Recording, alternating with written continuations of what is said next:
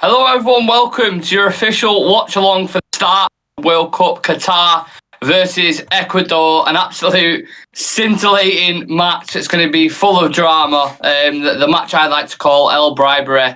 We're going to take a look at the lineups in a second, but first and foremost, how are you, Shreyas, and why the long sleeve? Um, First off, I'm doing fairly well. I'm doing quite well. The dark era of my life has just ended. My exams are over. And the World Cup has just started the moment my exams have ended. So couldn't have asked, for a better transition in my life.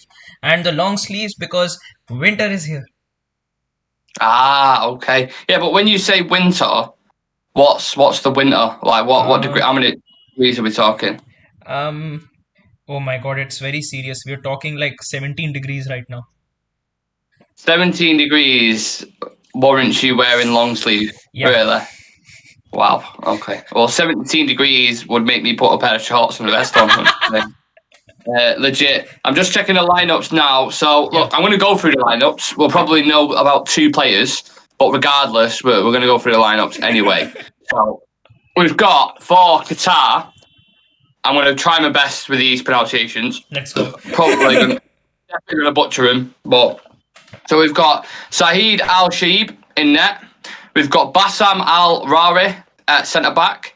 They're playing a 3-4-3, like England, I suppose. They've got Kahuki at centre back, Abdel Karim Hassan, and then they've got Pedro Miguel, Karim Budieff, Abdelaziz Hatem, Homam Ahmed, Hassan Al Haydos, the captain, All right. Almoez Ali, and Akram Afif. How was the pronunciation, do you reckon, on that, Yeah, I Shreyas? think I think we were able to dodge several bullets there. Okay, Yeah, cool. yeah. For Ecuador, we've actually got a couple of players you might know. So we've got Yeah. Hernan Gallegos in net. We've got Angelo Preciado, Felix. Fuck, some of these are fucking hard to pronounce.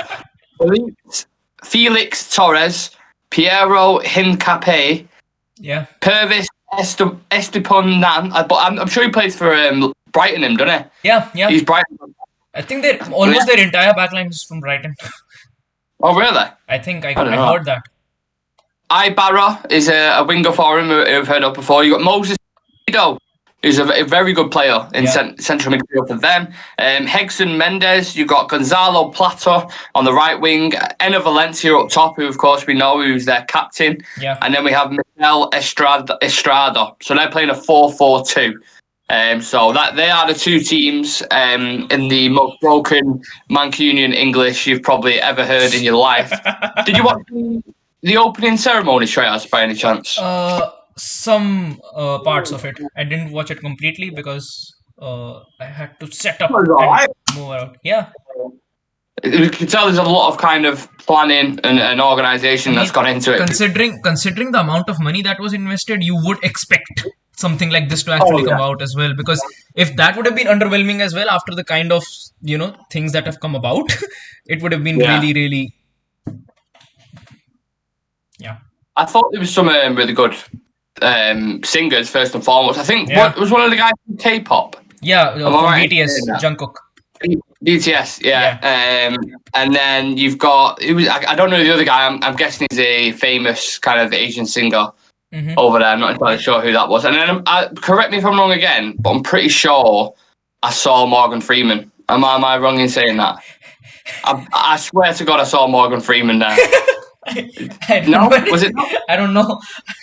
I didn't watch the I'm whole sure. thing. I won't make any statements yet. Yeah, but regardless, right? It's the first game of the World Cup. Yeah. We're going to get into the kind of the other side of it, definitely, because I haven't managed to speak to you about that yet, Shreyas. I've spoken to the other lads about it. But just first and foremost, the football, the tournament itself, like how are you feeling going into this one? I think, I mean, if we definitely take out all the other aspects to this World Cup and like judge it completely just as a World Cup, of course, there's going to be a buzz. There's going to be an excitement as well. Especially with the whole Messi and the whole, I would say, Ronaldo competition that has been going on for the past 17 to 18 years. This is, I would say, the penultimate, moment that almost every single person in the whole football community for the past 20 years has been waiting for, pretty much the final dance. So Of course, there's a big buzz to it. I think there are some really, really good teams. I think that teams could have been better if the World Cup would have been much more organized and if players would have gotten much more rest than needed, because almost 12 to 15 players got injured within the span of a week, within the span of just last week. So you could see teams like Senegal, actually, who were being referred to as dark horses, just falling down that pecking order immediately because Sadio Mane got injured. So yeah, of course, there's two sides to it, but definitely with the World Cup being, I mean, it is going to be regarded as a World Cup. We can't really change that fact now. So just judging it from that sort of an aspect, of course, there's a lot of buzz to it. There have been crazy investments as well in this World Cup. So you would be seeing something, I would say, really, really different. And considering that, now five subs are going to be allotted to every single team in the World Cup as well, we could be seeing some really, really different sides, some different, really different play styles. Mm. And aside from obviously, again, I mentioned we'll talk about the migrant workers over there and the corruption and stuff. But aside from that, the fact that it's the first, I believe it's the first World Cup to be held in Asia. Is that right? Would that be correct? Or is it Middle East? Maybe. Yeah, I think the first in the Middle East. I think in Asia, maybe Yeah. we've had in Then Japan. maybe they had one in Japan. Yeah, exactly. The Japan, in which Brazil won. Yeah, Brazil. Yeah, in 2002, I think it was. So it might be the first one in the Middle East or something to do with that. So, how do you feel about that situation? I think I do. There are two sides to it. I think I do get the idea of wanting to promote football in areas where football hasn't really been that much prevalent. I do get the point about it, but I think judging, if you want to keep it in the summer, judging how the World Cup has been held in the past, I would say 20 to 30 years, I don't think having it in the winter actually suits any player or any club, because we're just seeing the implications of that. You never know, after this World Cup, some players might really be injured and still might be playing for their country, so they might aggravate their energies. We could actually see players getting long term injuries throughout the process of this tournament. So it is a bit sad. I think the even if you wanted to hold it in a country in the Middle East, you could have gone to a different country in the Middle East. If it was just the idea of wanting to promote football in the Middle Eastern countries, I would definitely get that. But the way it has been held in Qatar, it just shows that it has been all about the money, the kind of money that they've spent, the kind of money that they've offered to FIFA. They basically just said, we just want to hold a World Cup in your country. Do in whatever fashion you want to do it, you can do it. Yeah, I'm not sure if you've seen the FIFA documentary that's on Netflix, but there was a lot of grease in palms in that. 16 of the 21 executive members who was on the board, so who, basically are in charge of the World Cups and everything, they all got implicated and prosecuted for corrupt actions, basically, and bribing and things like this. So that's like almost 90% of the committee that's been done for illegal charges there, which goes to show what's really going on there.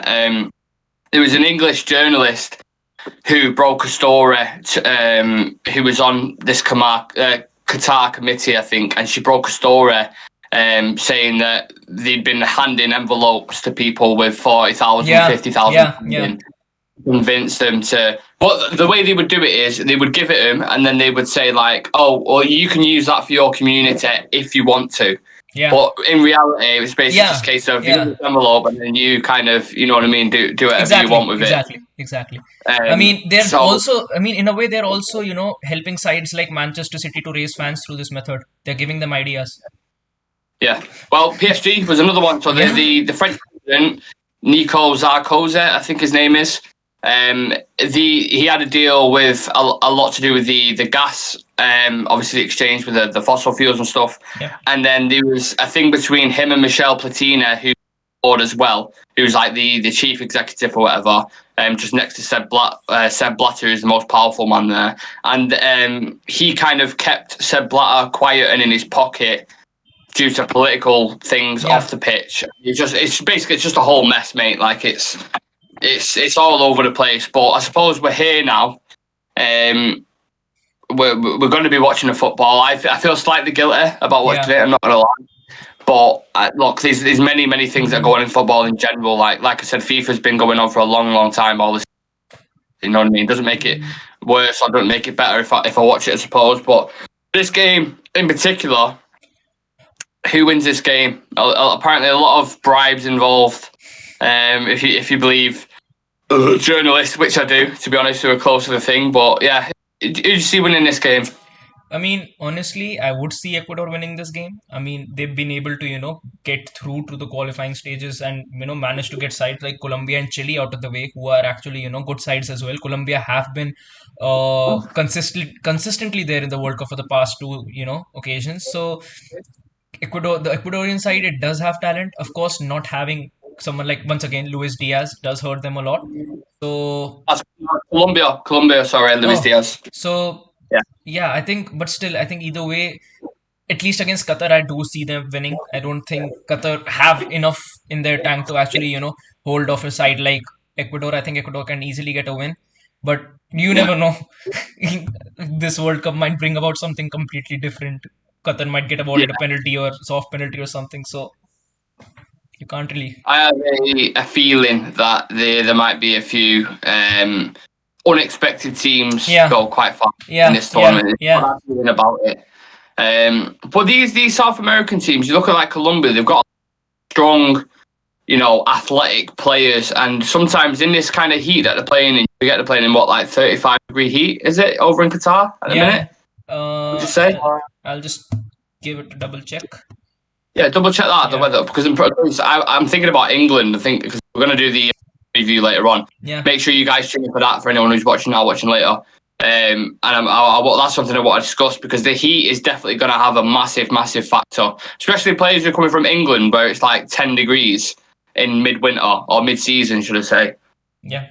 So it'll be interesting to know how warm it is over there. Right now in Doha, it is 24 degrees. 24 degrees it is? Yeah. That's not too bad then. That's not too bad. That's all right. That's definitely playable. We've played in a lot worse conditions than that. But I remember seeing videos coming out from the England training camp, and the likes like Jude Bellingham and Trent were going over to this fan and just like absolutely pissed wet through in sweat, just like drinking as much water as they can. I think the thing is, because Qatar is a desert, basically Doha is on the areas of the desert.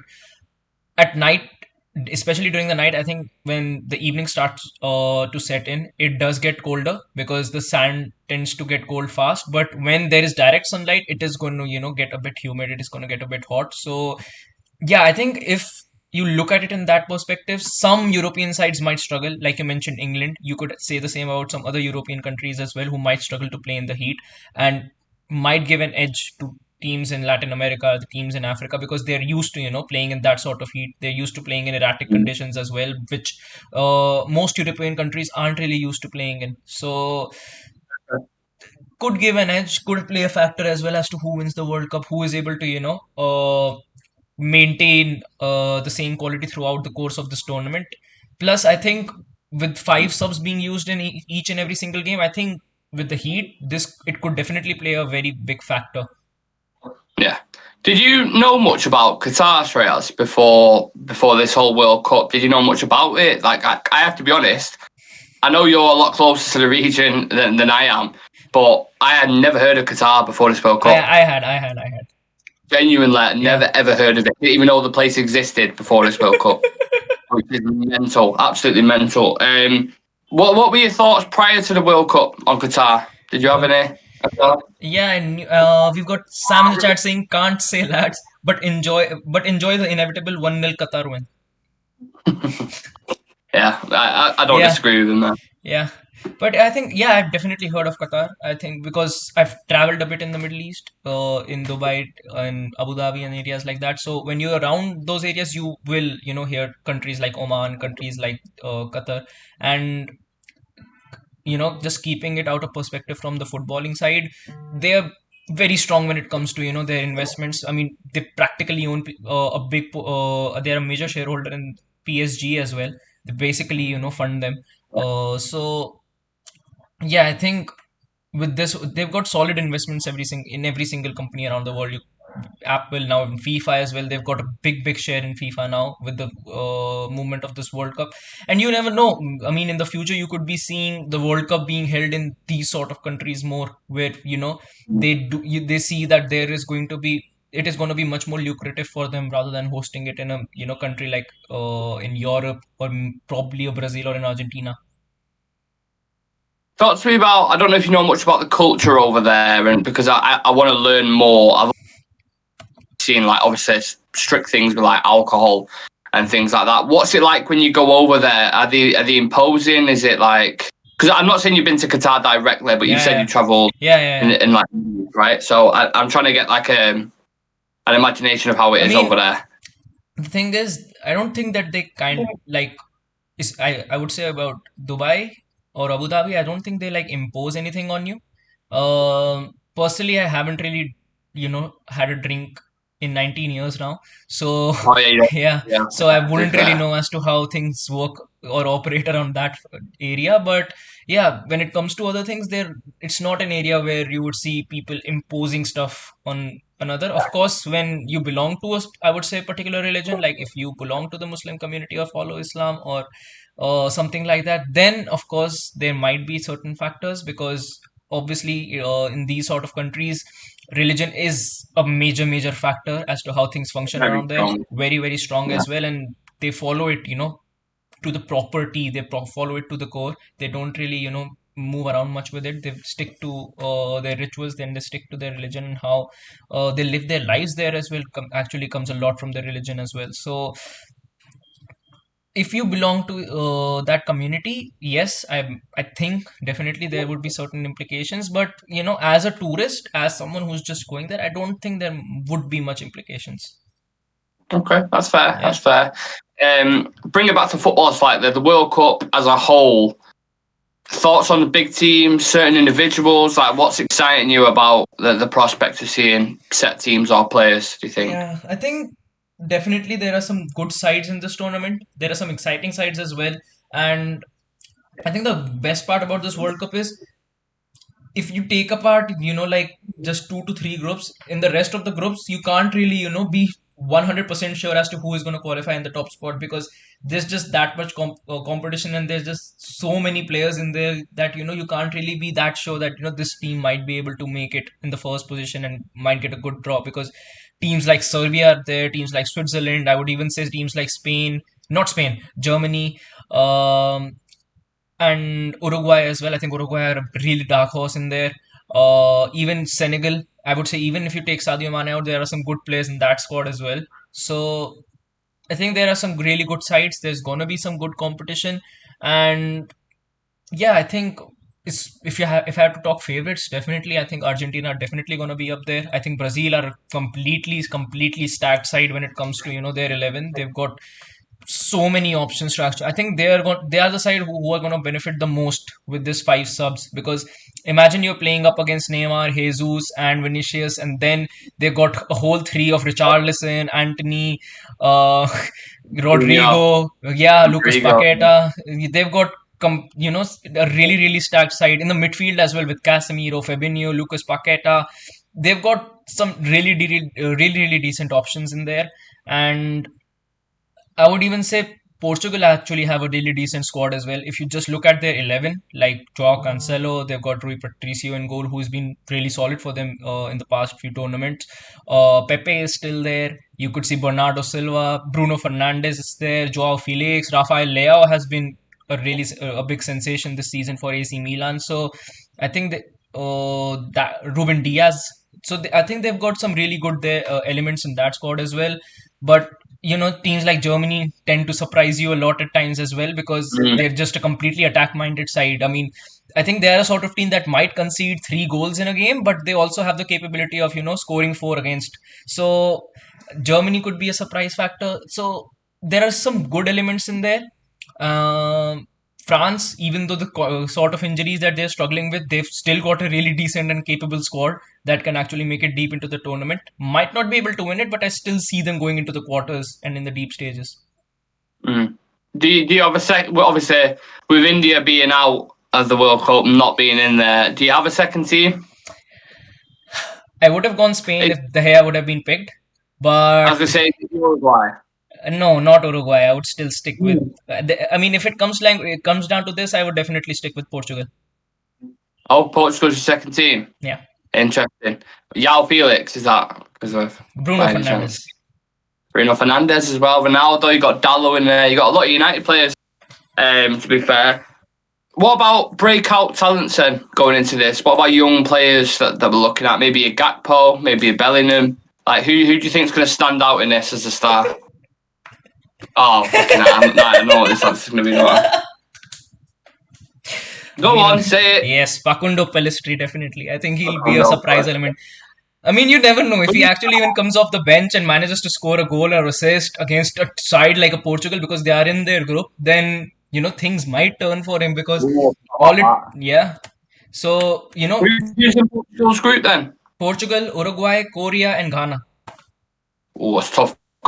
Yeah, because I think Ghana good team as well. Yeah, Ghana is a good side. I think with Korea, the biggest question is Heung-min Son fit or not? Because if Son is fit, a fit Son can actually cause you a lot of trouble. In the last tournament, they were the biggest reasons why Germany failed to go in through the to the quarterfinals. Compact. Yeah, as like two back four and just have Son on that counter. Exactly. Do you know what I mean? And they've got a decent defense and a good keeper in there as well. They've got Kim Min-jae, who's been absolutely brilliant this season as well at club level.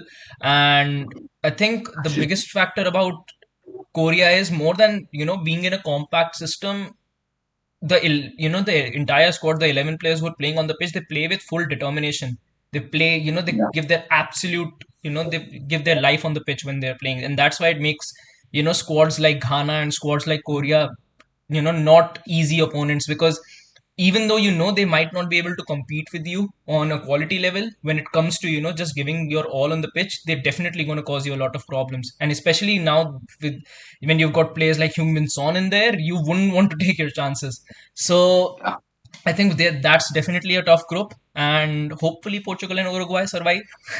But can you imagine, Shreyas, right? A final, because it can happen. A final of Argentina versus Portugal, Ronaldo versus Messi. It can't be better than that when it comes to football. I think the world will stop for 90 minutes. At that game, the whole world will stop for 90 minutes. That's how big those two names are. And billions of people would watch that.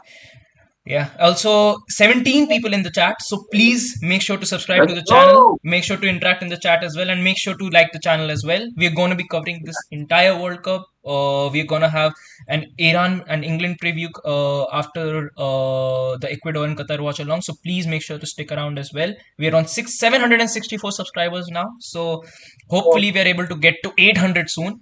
Thank you for all the support that you guys have been showing us. Gonna ask as well. Just put your comments. Who you think's going to win in the World Cup? Who you think's going to be a breakout player? How England are going to do as well? Let us know. But like Shreya said, there we're going to be covering everything over the World Cup, and the England versus Iran preview will be later on.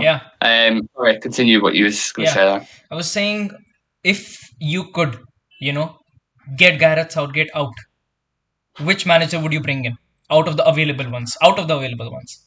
Well, I don't share the same, I don't know if aggression is the right word, but the same urge to get him out as Sam does, let's say, for example. I know Sam really doesn't like him.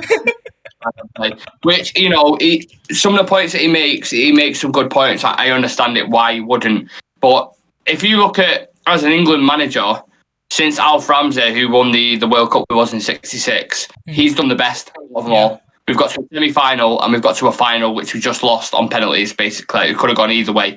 He was literally a hair away from winning a European Championship. So he, on merit, he has got himself to where he is. After this tournament, I would view it and I'd have a look at it to see how well it was. But a lot of it, the criticism is coming from the games beforehand leading up to this World Cup. Like the Hungary one.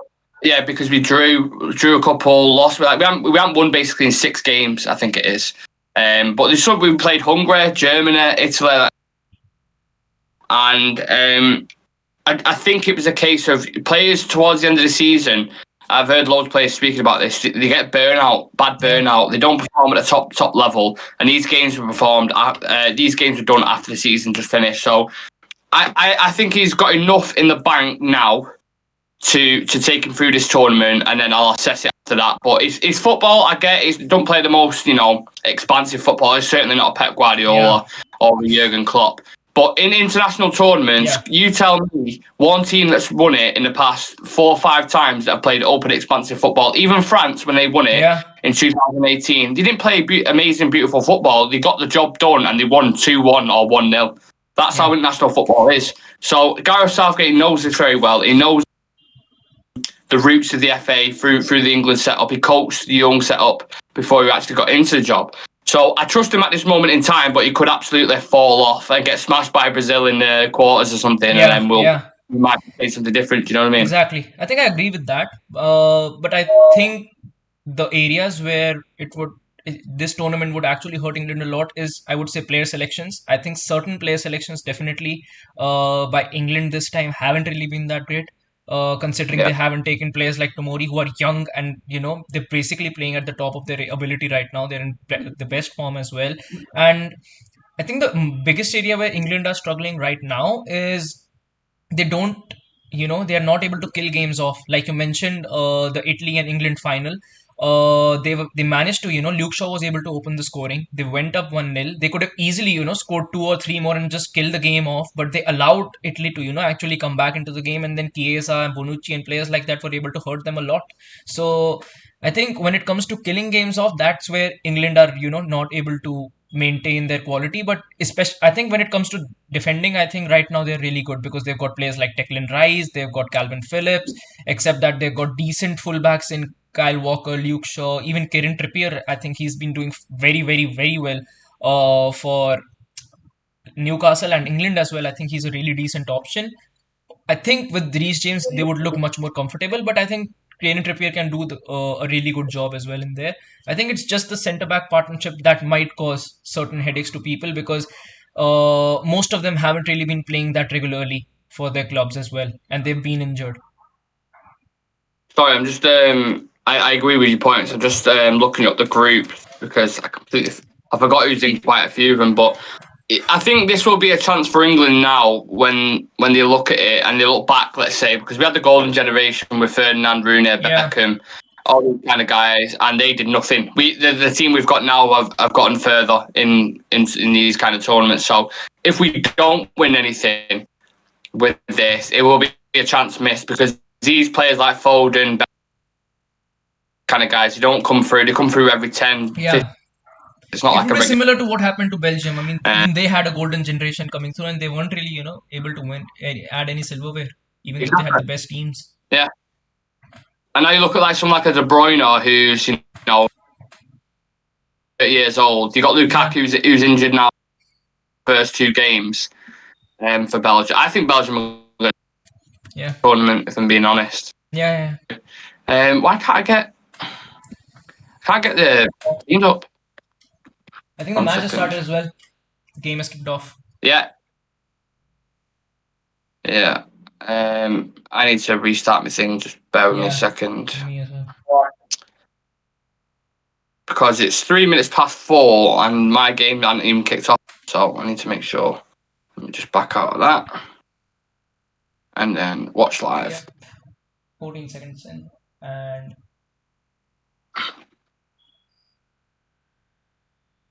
so who else is in Qatar and Ecuador's group? Do you know? Qatar, Ecuador, Netherlands, and Senegal. Nice. Oh, straight from the start. Yeah. Long ball from Qatar.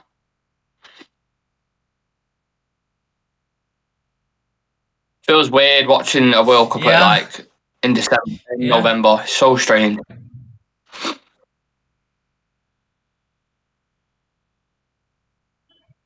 Atmosphere sounds quite good though, from what I can hear. I think it feels even stranger to see Qatar coming up against Ecuador in the World Cup. Yeah. This is what I mean. The whole thing's very strange, but again, look, here we are. I don't think any of these two make it out of the group. Yeah. Senegal too strong, and obviously Netherlands. Louis van Gaal as well is a very good coach for specifically international football. Yeah, definitely. And they've got a decent squad as well. Starting all right, Qatar, to be fair. Yeah.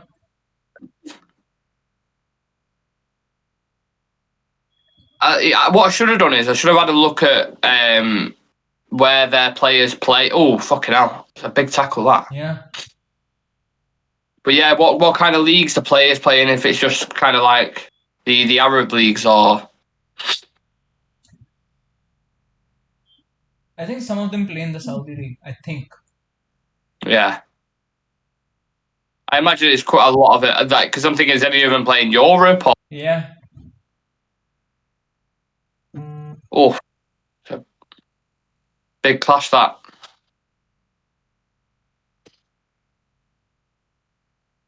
I don't know if this is kicked off a little bit late or if I'm severely behind. I'm in the second minute, but it's like 4:05. 1 sec. I'll just reconnect and check again if I'm on the right timing as well.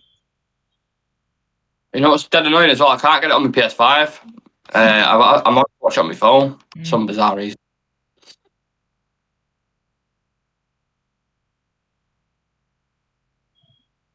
And Ecuador has scored. 1-0. I'm behind. Yeah, I'm third minute.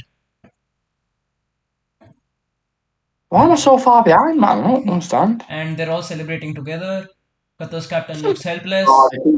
The keeper's had a mare there. Yeah. Oh, red keeper, and he heads it in. And Ecuador. Enner Valencia, first goal scorer in Qatar 22 World Cup. That's going to come up in trivia at some point down the line, 10 years, so I'll always remember that. Right, I'm going to have to... The keeper had an absolute mare there. I don't know what the fuck he was doing. I mean...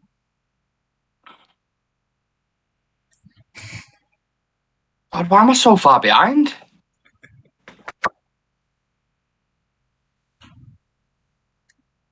Stream is pausing a lot as well.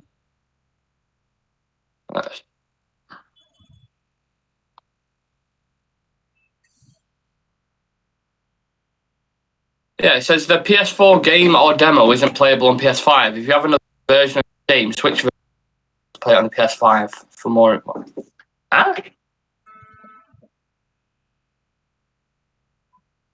And Valencia's record goal scorer for Ecuador. Are they having a check or something? Yeah, they're having a VAR check. Oh, interesting. Could this be how Qatar? Yeah. Could this be the way? Could this be the way? Fucking hell. Yeah, someone's slipping 10 grand in that VAR official pocket now. 100%. I just say it's offside, mate. Don't worry, no one will care.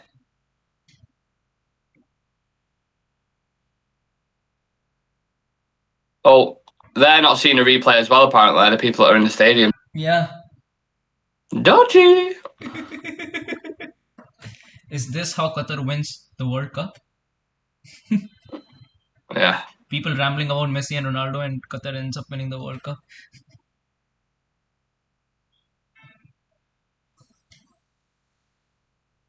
Keeper's off his line. Yeah. Offside? It's bribery! I'm telling you. Someone just slipped 10 grand in that fucking VAR official's pocket. I'm fucking telling you, mate. Disallowed, and there's no replays. Get to fuck. Oh. Get to... How long are we? We're not even... What are we, 5 minutes in? We're just 5 minutes in and it just happened. There's already been a bribe. What did they give it for? Offside. Offside. Oh, that is... The commentators can't even see it.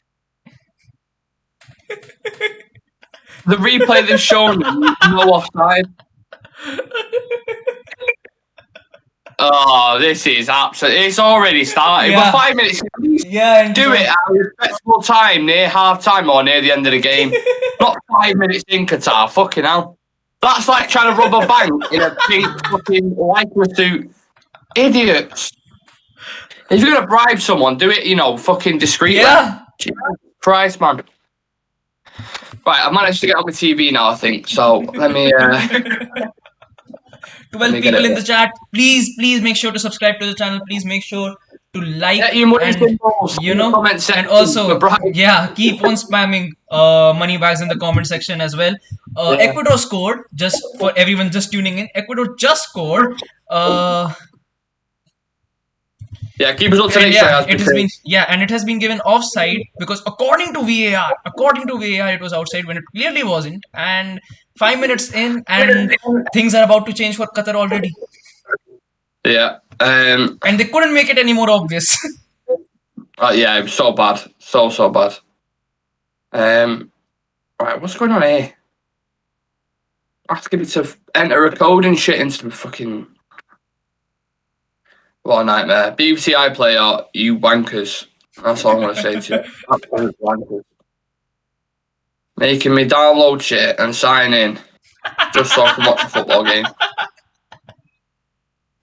Sign in. Dan in the chat saying, how is that offside? Dan, it's fucking corrupt, mate. And just so everyone knows, Dan is basically, playing for Brazil at the World Cup. He's Casemiro, so he knows the basic rules and how things work. Yeah, absolutely.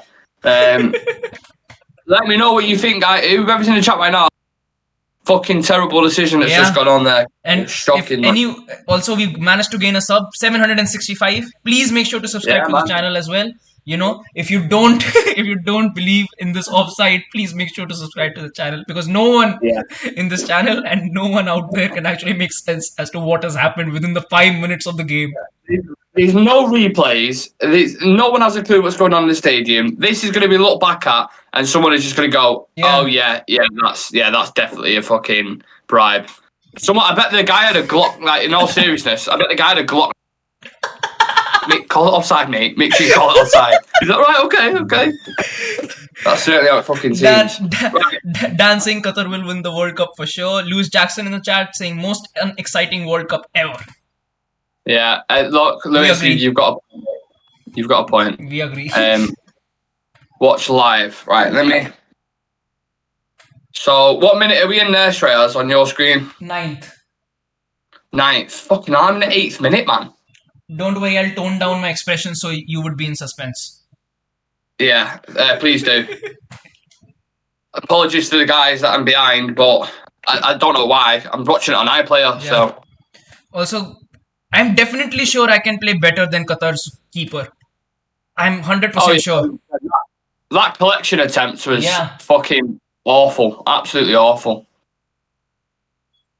He's come out to collect it, and he's got like fucking lube on his gloves or something.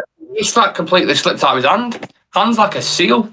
Yeah, and definitely once again we're seeing they're just gonna play rough football. They're just trying to, gonna cause more and more fouls, try to disrupt the, rhythm of the play. Yeah. Look, they better count themselves lucky for this keeper, what is he doing?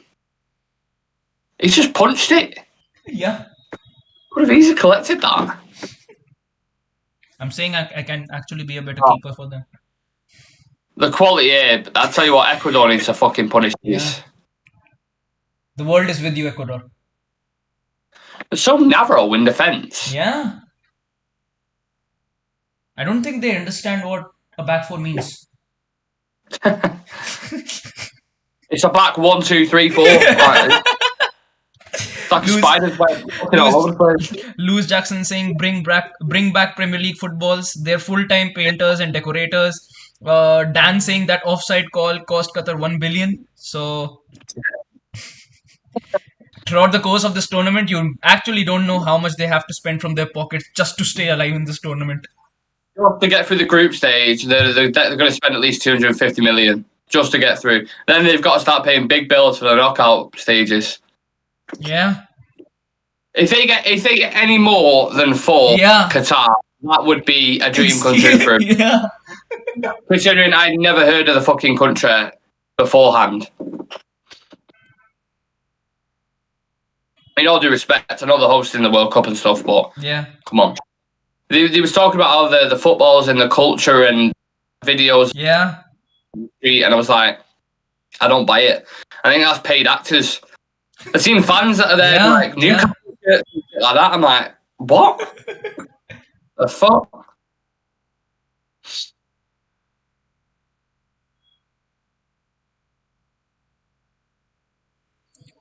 Dan shares which platform you watching the game. Geo Cinema. Yes, I'm watching it on Geo Cinema. Anyone watching from India, you can actually just log on to your Geo Cinema accounts and you can watch the game for free.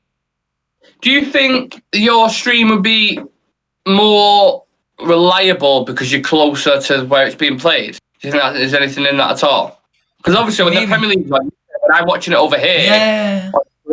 thing that you're usually behind, aren't you? Yeah. Whereas I'm watching it now and I'm behind you. Yeah, I think maybe that could do a factor. But I still remember when for the Southampton game when me and Sam were actually live. Sam was 2 minutes behind me.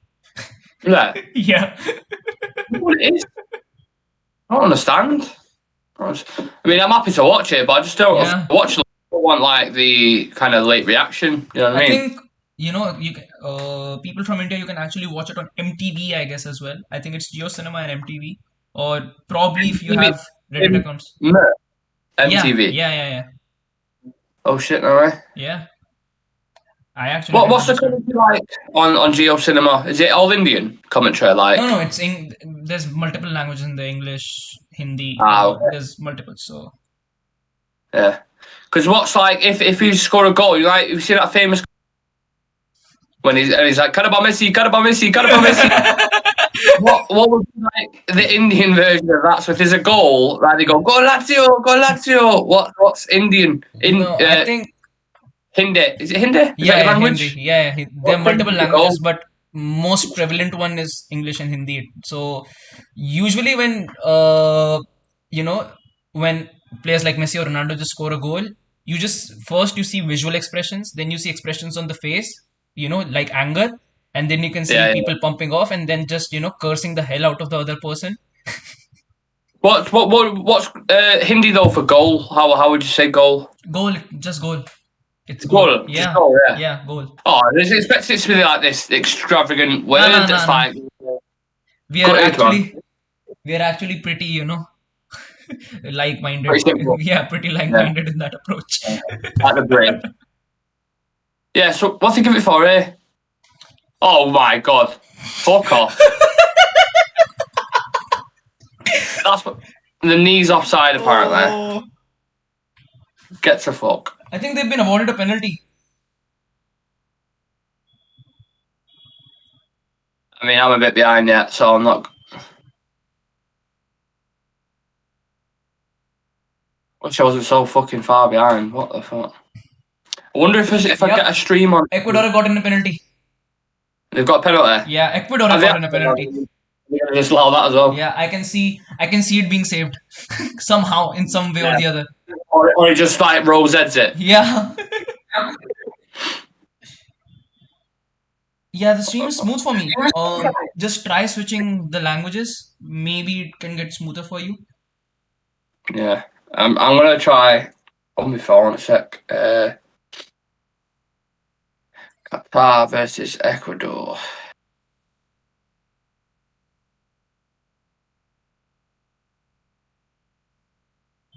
Oh, come on. Yeah, I've got it on here now. Yeah. And this is in the 15th minute on my phone, so. Yeah. I'll take this off. Okay. Pen's being taken. Oh my god. Just look at the sweat on the players. That's how hot it is in the stadium. Alright, I'll take this out. And come on, Ecuador. Let's go. 1-0. Yeah, I'm 5 seconds behind, 10 seconds behind you probably. Oh, that was so casual. That Yeah. so casual. There's a technique when you actually, are a keeper and want to save penalties. That people. Oh my god. you know I just realised? Yeah. I didn't even put it on. Oh my god! So in the chat before 3 hours ago. Yeah. Not our chat. In one of my mates, I put a tenner on a penalty to be scored, the first goal, and it was 1-8. So if you would have put a tenner on, you would have. Yeah. And the first goal was a penalty. That's just been scored. I didn't even put it on. Fuck's sake. And we are losing money because of Qatar as well, guys. So finally 1-0 to Ecuador. Hopefully VAR cannot save Qatar out of this one. I mean, how can you actually, negate a penalty? But yeah, you can actually see Qatar just being played off the park right now. For anyone who's watching, they actually don't know what's going on. Yeah, maybe it was too obvious in the first game. Maybe we'll start the bribes in the next couple of games. Lewis Jackson saying, Nick, how can you be a full minute behind on live TV? I don't know. But look, wait, what's that?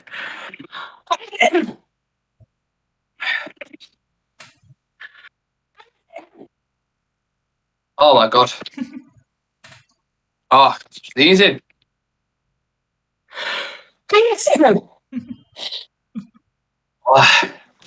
Alright. What I show you is, can you see that? Yeah. Yeah. That's what I wanted to put on, man. Fucking gutted. I don't know why I didn't put that on.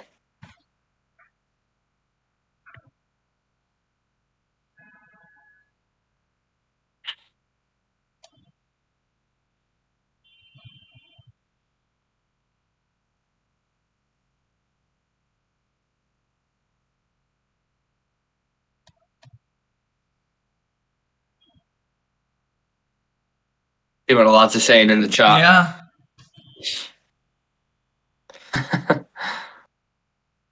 Everyone reacting to that thinger. To that penalty, that VAR decision. I can't believe we didn't put that bet on. I'm so mad at myself. I think the moment actually Qatar is able to, get near Ecuador's box, they'll get a penalty. What? Yeah. Well, they're just going to try to keep it tight, aren't they? Until near the end, and then just go for it, I imagine. 13 people in the chat. Make sure to, like the stream. Make sure to subscribe to the channel as well.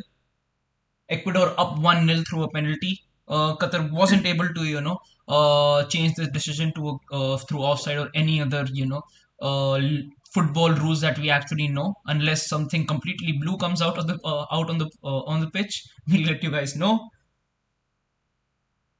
Yeah, if we can get to 800 subs. Yeah. 765. Oh! What's happened there? Collision. Goalkeeper's down. Yeah. Even the Ecuador player is down. This is the worst fucking goalkeeping performance I think I've ever seen. Yeah. Oh my god. That was like a body splash. Wow. Oh, bro, that is bad. That is really bad. He's just absolutely... I don't know if anyone's played Tekken before, but there was a guy on it called How Kick. Like, that was like an Adesanya question mark kick, that. Fuck me. Yeah, if we get up to 800 subs, is that all much? Yeah. If we get up to 800 subs, whilst we're live, I'll do a shot of this stuff called Rake from Greece. If you know, you know. So we'll get up to 800 subs. I'll have a few cheeky shots of that. Yeah, and I'll have cold water in the winters. Yeah, dangerous stuff. Yes. 17 people. Yeah, 17 people in the chat as well. Make sure to subscribe to the channel. Once again, if we hit 800 on this stream itself, Nick is going to do a shot of Rapid. There you go. And I'll drink cold water because it's very dangerous. Straight will stay hydrated and have his vitamins. Yeah. Oh, smells lovely. Lovely stuff, that. Strong, but lovely stuff. Qatar really struggling here, aren't they? Yeah. Really struggling. I mean, don't get me wrong, I didn't expect like some fucking scintillating. do you think that any Manchester United player who's been picked up for the World Cup squad will be able to come back with the World Cup trophy? Any country? Well, I would want to if I was there. If Bruno won it with Ronaldo, he'd be in his fucking. He'd sleep with it, wouldn't he? Like, let's be honest. But now there will not be a more watched sport event if Portugal and Argentina make it to the final. Yeah, there won't be a more no way, innit? record there is out there. Yeah, definitely. Like, that would be the greatest ever. I think if it still comes down to Portugal versus Argentina, I would support Portugal, definitely. I would, but then, like, I don't know, like, I've got a bit of an affliction with Ronaldo. Yeah, I know. It pissed me off with all the shit that he's done. But I love Bruno, I love Paulo, but then Lisandro's on Argentina, and you know how much I love Lisandro. Yeah. So I think one of the things that I've learned since Oli is that I wouldn't want, what the Glazers have done to actually, ruin a memory of a legend. Like, I want these players to, even if they're going, no matter what happens, let them be a good memory rather than a bad one. So whether it's Oli, whether it's Ronaldo, whether it's anyone, I would, just let them be like a good memory, because I wouldn't want any legend going from our club, to be a bad memory, because I think all of us, especially as United fans, need positives now with the kind of drama that has been going on for the past 2 seasons. So, might be I think this is the time where, we can actually turn the page, and the new page, definitely the first chapter of it is get the Glazers out. Absolutely. Yeah. Have we spoken about the Ronaldo termination on a show? I don't know. I actually don't know. I don't think we have. What's your thoughts if they do terminate his contract? I think it's just better for both clubs. Yeah, I think it is. I think mutually it is a good decision. I think Ronaldo needs to move on and go to a club where he can actually play, where actually a team could set up the way it could get the best out of Cristiano Ronaldo's abilities now.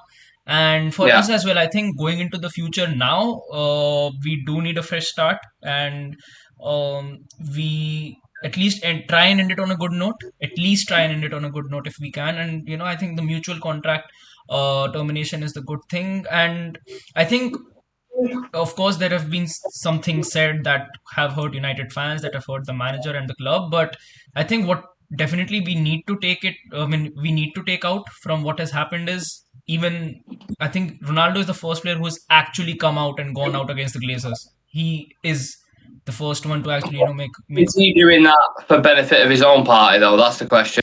I think, because why didn't he come out and call them out at the end of last season? He could have. I think that's the thing. I think rather than actually analyzing whether it would do Ronaldo any favors or not, I think we should just be focusing as to how we can make it an advantageous situation for the club. I mean, if Ronaldo has used this situation to his favor, why not, as fans, we can use the situation to our favor as well and say, a big figure like Ronaldo has come out against the club. Just prove to us that you can actually, help us get to where we were once in European football. Try and get them out. I think this is the best opportunity to do so. No, it's great that he's come out and done it, because someone with Cristiano Ronaldo's kind of social media firepower, he's done it to balance his argument out of what he's saying. Because if he just went in and said, basically, I don't respect Ten Hag, I don't have a clue who Ragnick is, the young players don't try, and stuff like this, it'd just be a slaughtering of United people. But when he comes out and says the fans are always right, the Glazers don't know what they're doing, it balances the scales there, so it doesn't look as like just a pure attack from Ronaldo's side. My thoughts on it, anyway. Yeah, I think it, as a whole, the interview was quite neutral. I think it had good sides to it. I think some sides to it were actually really, really accurate, and something that we've actually been noticing for the past 6 to 7 seasons now. And yes, I think some sides to it was definitely much more oriented towards the manager and much more oriented towards Ronaldo's mindset now, which was clearly frustrated. So I get it. I think as an interview, it was definitely neutral. But hopefully, we can actually, get the situation out in a positive way for us and drive the Glazers out. But the fact is as well, the interview given by Piers Morgan was not an interview at all. It was just basically him piping Ronaldo off. minutes straight. Yeah. He wasn't challenging him anything. The only thing he kept referring to, scored 20 plus goals last season. You did this last season. How good was you at Madrid and Juventus? Account is one of the greatest players for a certain reason. But this season, he's got 1 goal in 10 games. And one of them was a penalty as well against Sheriff in the Europa League, where he's got 1 goal in Europe. So no one can tell me that he's been performing top level this season, and no one that he fits in this Ten Hag system, because he doesn't. Yeah. He hasn't got the mobility and the physicality. Well, maybe he's got the physicality, we know with his, but he hasn't got the speed, let's say, for example, or the mobility to drop into them positions like he does and get back into the box in time. He needs a team that is built around him who can all create him. Yeah. And they can deal with having one-man shot.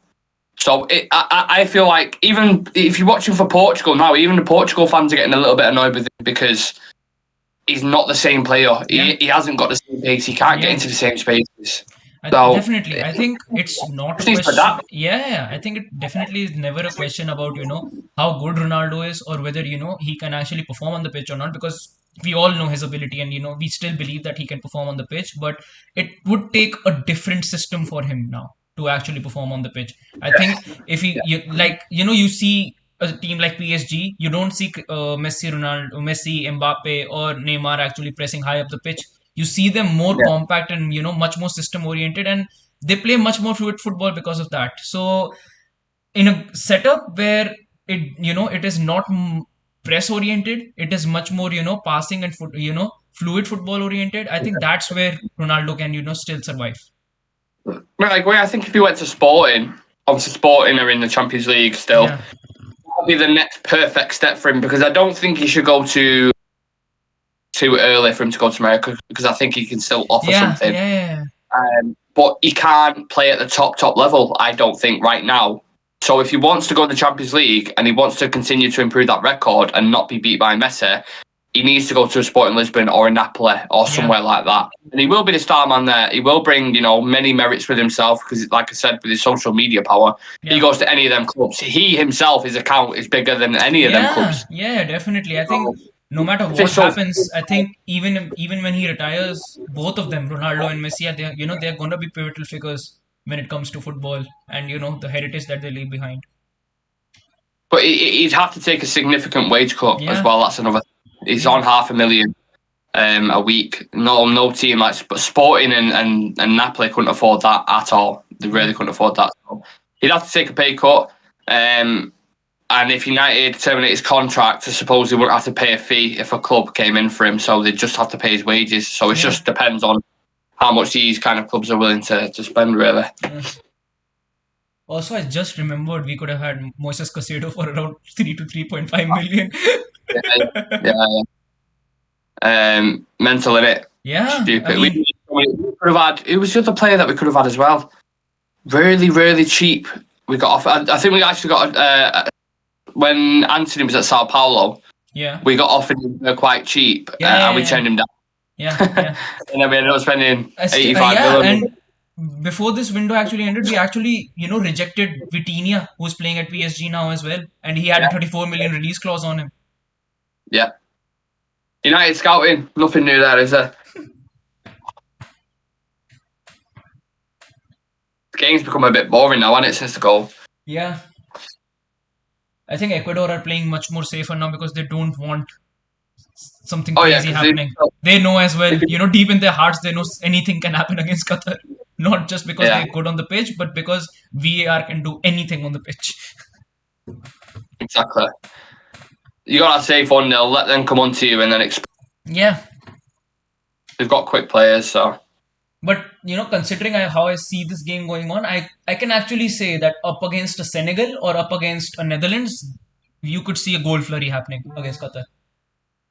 Yeah. Well, what time's Netherlands? Is it Netherlands on tomorrow? I think, Netherlands are on tomorrow against Senegal, I think, I need to find out what time that is. Yeah. I can't watch England because England are on at 1 o'clock, which I'm pissed off about. Ecuador scored again. Oh, what a header. What a header that is. End of Valencia is going to get the golden boot at this point. Fucking hell. 2-0 to Ecuador. Qatar in the mud. 7 people in the chat. Make sure to subscribe to the channel. For whoever who's just tuned into the stream, Qatar have scored again through a header, and they're up 2-0. You can see the Sheikhs crying there, and yeah, the whole Ecuadorian squad is celebrating together on the pitch. I'll tell you what they've done. They've accepted the bribes and then still scored the goal. Took them for most.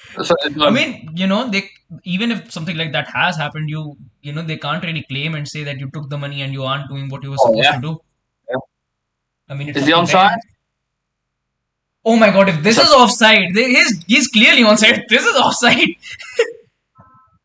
That's what a fucking header that is, by the way. Oh, that's a quality header. That clean, like perfect technique. Look at the bend. Even the first guy, like the one in front of him, do you see his leap? How high he got up? Oh my god! Enner Valencia's on fire.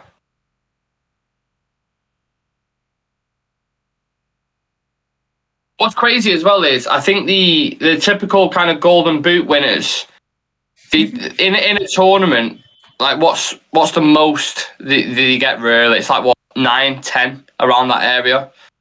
Enner Valencia's already got fucking 2. Yeah. Yeah. Last time around, I think Harry Kane won the golden boot for the World Cup. You might be right, yeah. Yeah. I think he did. Yeah. So 2-0 Ecuador. Oh, no, they go for a long strike and it's just absolutely terrible. Yeah. Once again, 17 people in the chat. Vincent Bullock in the chat saying hi, hello, thanks for tuning into the stream. 766 subscribers now. Please make sure to subscribe to the channel. Qatar are down by 2 goals after a hell of a header from Valencia for the second goal. Absolutely bullet header, I would say. Perfect technique. I mean, if you can, please actually have a look at that header, because the way that has gone in, it is absolutely amazing. Just to double check, because I haven't checked the YouTube thing. The graphic, are we using the green graphic? Yeah, I think, no, we are not. We are actually using the golden one. The golden one? Ah, cool, right. Yeah. Just make sure we're in tournament mode. That's all. Yeah. As long as we're in tournament, it's all good. Yeah, Qatar in the mud. We thought after the first dodgy kind of VAR decision, a bit of conspiracies behind this, but Ecuador are 2-0 up, so you can kind of see them before 4-5-0. Maybe they bribed him, like, just to not get absolutely battered 10-0. Yeah, like, don't score. You can score 5, not 10. Yeah. And if Valencia's on a hat-trick, I think he'll get it, to be honest. The way he's playing quite good.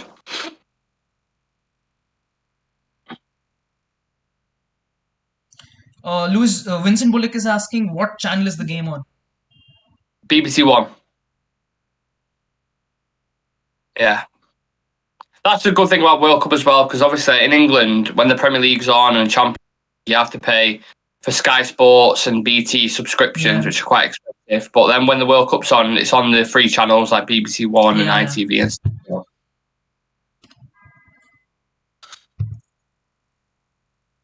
It's the people's sport, apparently. 10 minutes to go until half time. What have you made of the game so far, Shreyas? What do you think? All Ecuador? Yeah, I mean, it has been all Ecuador. Should have been 3-0, if I'm going to be honest with you. It definitely should have been 3-0, not 2-0. But yeah, I think they deserve where they're at. And Valencia is having one hell of a game.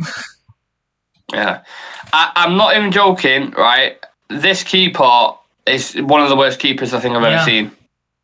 Qatar's keeper. Yeah. Terrible. He must play like 5-a-side. That must be his highest level. And they've just got they've gone into Qatar. They've gone into different kind of colleges and universities.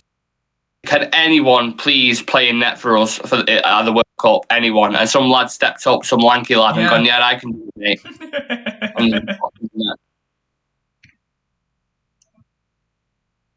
Please subscribe to our channel, guys. We're trying to get up to 800. If we get up to 800 subs, I'm breaking the Raki out when we're doing a show.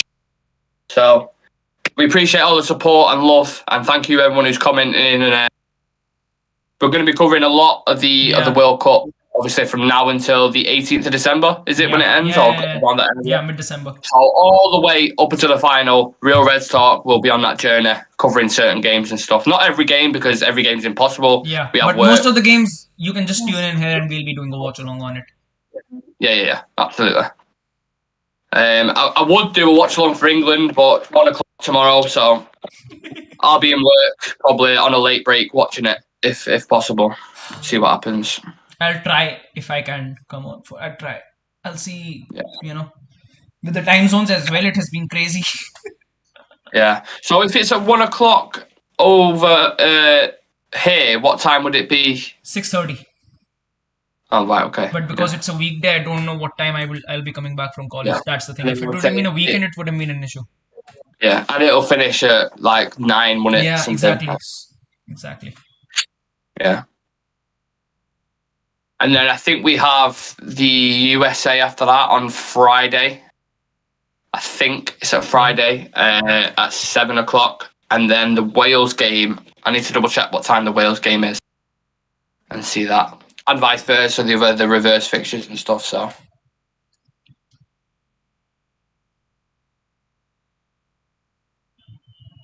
How do you see that group shaping up, do you think? Who tops it, second, third, fourth in England's group? I think England definitely top this group. I think they should. If they're not, then there definitely are serious issues if they can't top that group. Yeah. But yeah, I think second place is going to go to Wales. Oh, so you think they'll get above America? Yeah. Yeah, USA. definitely. I think US as good. I think they've got a better squad, but I don't think they're there yet. I don't think they're there yet. Yeah. I think especially against Wales. I think Wales, when it comes to big competitions, they tend to turn up good. I think in the Euros as well, they were decent. So Wales always do well in tournaments as well. Yeah. Always get to semi-final. They got exactly. semi-finals. Yeah. 2016 was it? I think something like that. Well, when Portugal won the Euros, they came. Euro. Yeah, they came to the semi-finals. I think even in this one, they came to the round of 16 or quarterfinals as well in this Euros as well. So they do well in these sort of competitions, and they've got players like Gareth Bale who actually play well for when they play for Wales, they play well. I actually went to Paris for that for the Euros. I didn't go in the stadium. I went to the fan park. Yeah. So we drove from the north of England to the south, then got a ferry over from Dover to Calais in France, and then drove through from Calais through Rennes, Lyon, and then got into Paris, and then went in the fan park for like a full day, and then drove back the same night. Mad, absolutely mad. But it was just after the Paris attacks, the terrorist attacks. So you had all these French police officers M16s on the corner and shit. It was just mad intimidating. It's weird. Okay. Yeah. Good atmosphere though.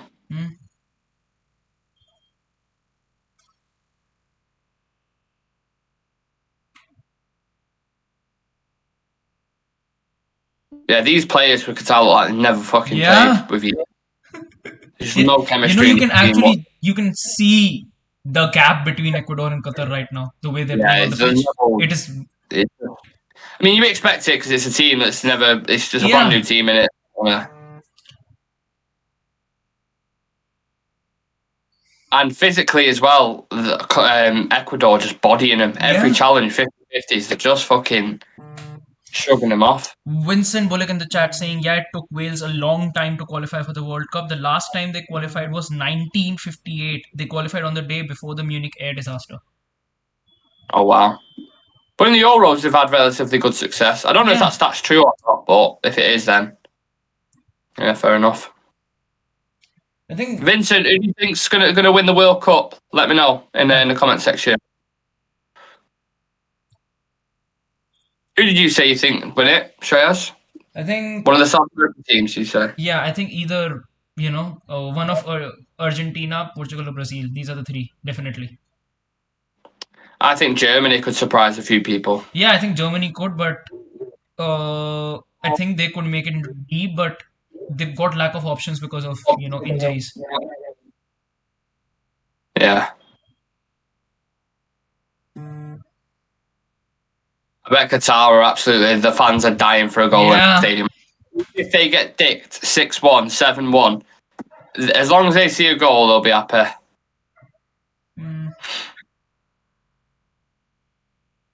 What a ball in that is. Solid header, that. And Valencia. Couple minutes now till half time, guys.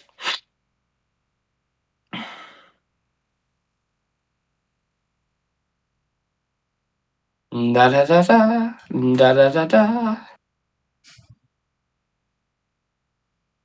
Do we see a third goal happening before halftime? No, I think there's a bit now. So the half finishes. I mean, I don't know what you're gonna say if you're the Qatar coach and you go into the dressing room. Yeah. What do you do? Just like just try and keep it, below 6 or 7 goals. Oh, Qatar won the attack here and then intercepted straight out. And Valencia's down, not looking good. Yeah. Holding his knee. Which club does he play for? And Valencia plays. I think he used to play for Everton. Yeah. He had a brief spell there, and then I think he moved back to South America. I think he either plays in like a Mexican league or Brazilian league or something. Vincent, bullet in the chat. He's the B-Tech Valencia. It's not the proper Valencia. If you know, you know. Vincent Bullock in the chat saying, I would like to see England with it, but deep down it depends how much corruption goes on the corruption work, Qatar. But deep down think it will be Portugal with no Ronaldo. Portugal could win it with no Ronaldo. Yeah. Ooh, interesting. I don't see him dropping him. And then they play Yao Felix up top. I play Yao Felix up top anyway. Yeah. But having Ronaldo, I can't deny it. The experience. This is his 5th World Cup. Yeah, I believe. Yeah. So you can't just gain that experience from anywhere. He will have that. Be important for that. But he's coming on the pitch. Is there? Yeah. Oh, he's limping. Yeah, that looks like a solo. Yeah. And then you think with that as well, how long are you with it? Because Ecuador unlikely to get past the group stages, so then are you going to pretty much the rest of it whilst you're there, or I'd put fucking as much ice on that as possible if I was in right now, just wrap it in ice.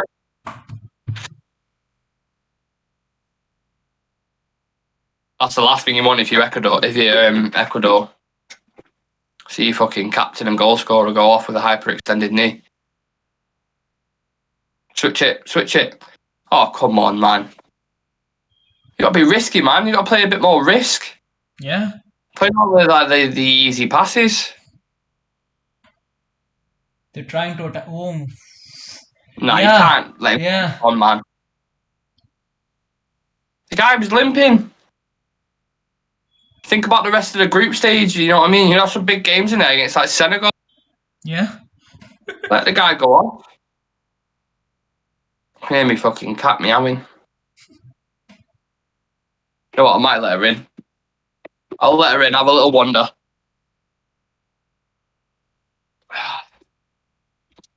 Come on then. Come on. Oh. Once again, guys, if you're new to the channel, 12 people in the chat, please make sure to subscribe to the channel. We are on 766 now, so we've gained another subscriber. So make sure to keep on subscribing. And yes, please subscribe to our channel. We've got a new member to the channel as well now. Oh my god. You know what her name is as well? No. Bruno. No. Oh. But we didn't know it was I thought it was a boy. So I was like, right, I want to name him Bruno, obviously after Bruno Fernandes. And then it got to a certain age and we had a look and he was like, oh, it's a girl. It's not a boy. So, yeah. Bruno's have to stay now, so. Yeah. Come on. 5 minutes at a time. 5? Yeah. This is quite a lot. Yeah, I haven't really seen, the ball going out of play or that much, those many stoppages or injuries happening in this half that 5 minutes have been Yeah. going on. Bruno. Doing. Causing havoc. That's why I don't let them in here. That's why I keep them out. Because when they come in here, it's just fucking World War III destruction everywhere.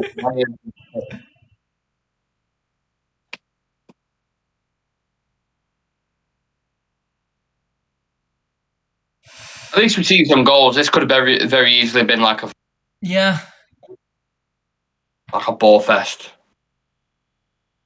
What's up? No. No. Come on.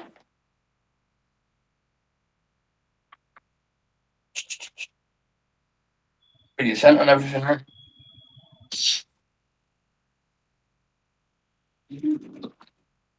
Just wants to join in on the watch along, so it's. Where's he gone? Meh.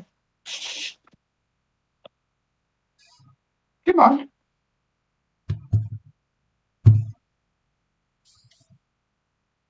Come on.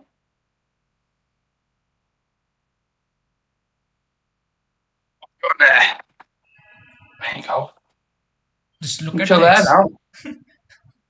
You what? look at the expression on the Qatar's coach face. Yeah, he's like, well, what about we let ourselves in for here? We're going to slaughter. Imagine we play fucking Netherlands. You're going to get battered. Yeah,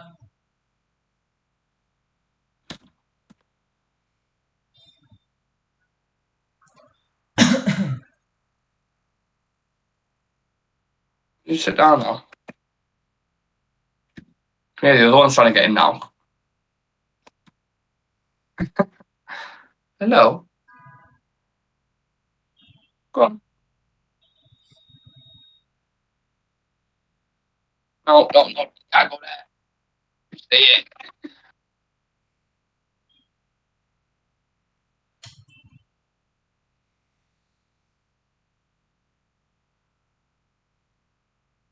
Oh, what's that? It's football. Stop thinking he's losing.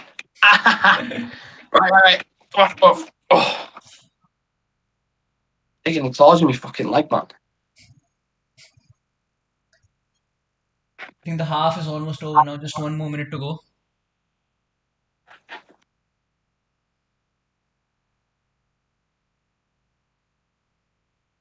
They're actually just bullying Qatar off the ball. Absolutely bullying them off the ball. Yeah, I mean, physically, it's like none of them have ever lifted a weight before. These Qatar maul.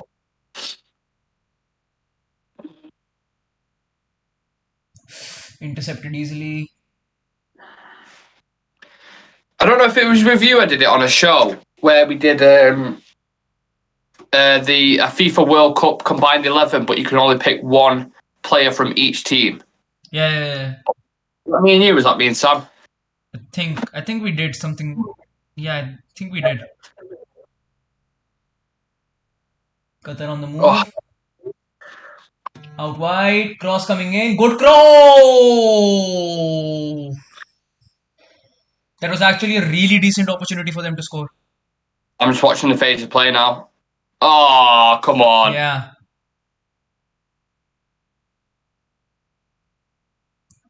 That was a really good opportunity. Good cross as well. Yeah, very good cross. Could have got himself back into the game with that. Yeah.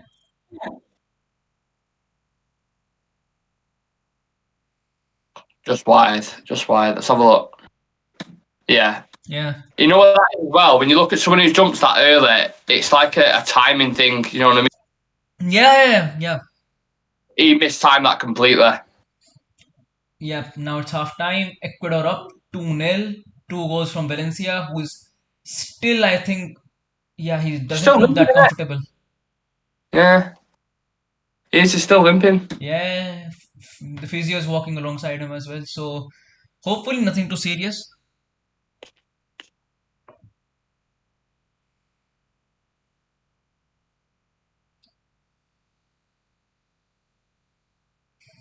Alright, you can go out now, Bruno.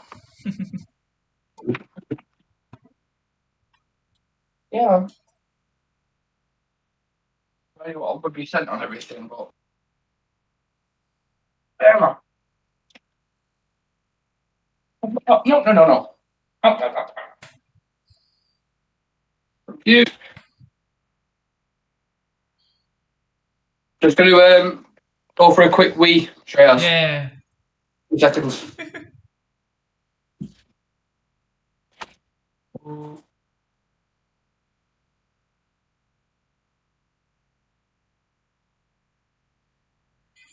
Once again, guys, everyone new to the channel, please make sure to subscribe to the channel. Halftime, halftime just now.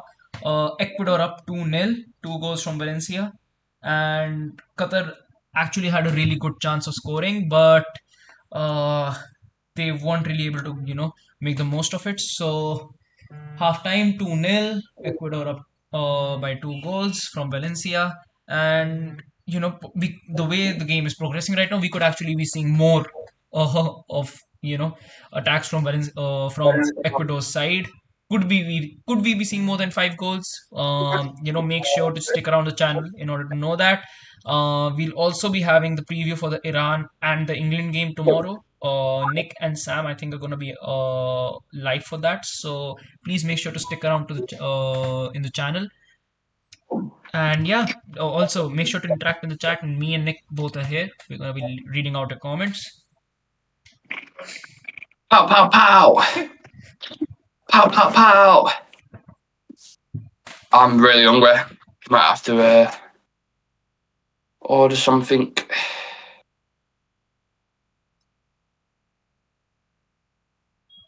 I've got a friend who's currently in Abu Dhabi at the minute.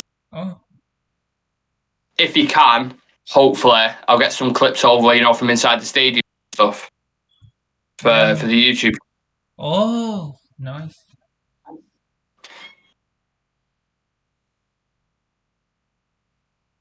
I'm feeling alright. Do, do, do, do, do, do. Do, do, do, do, do, do, do, do, do, do. If only you place the bet on time.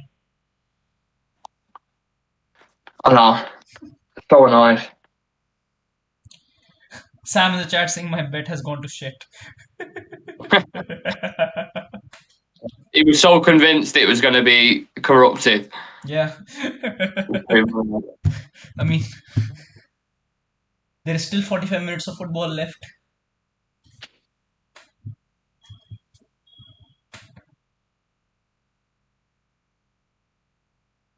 Wow, have you seen the news breaking around Anthony Martial? Yeah.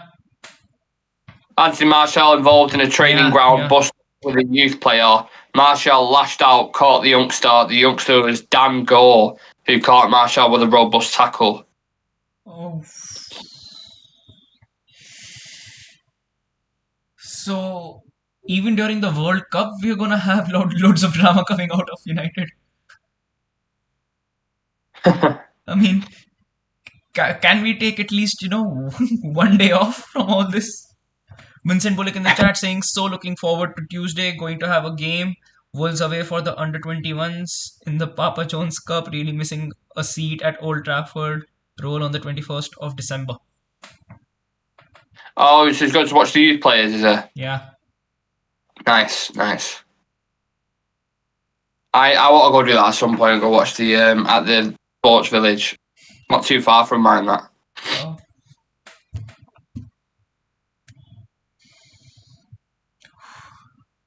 Any player from either sides, impressing you? Someone you would want to take at United?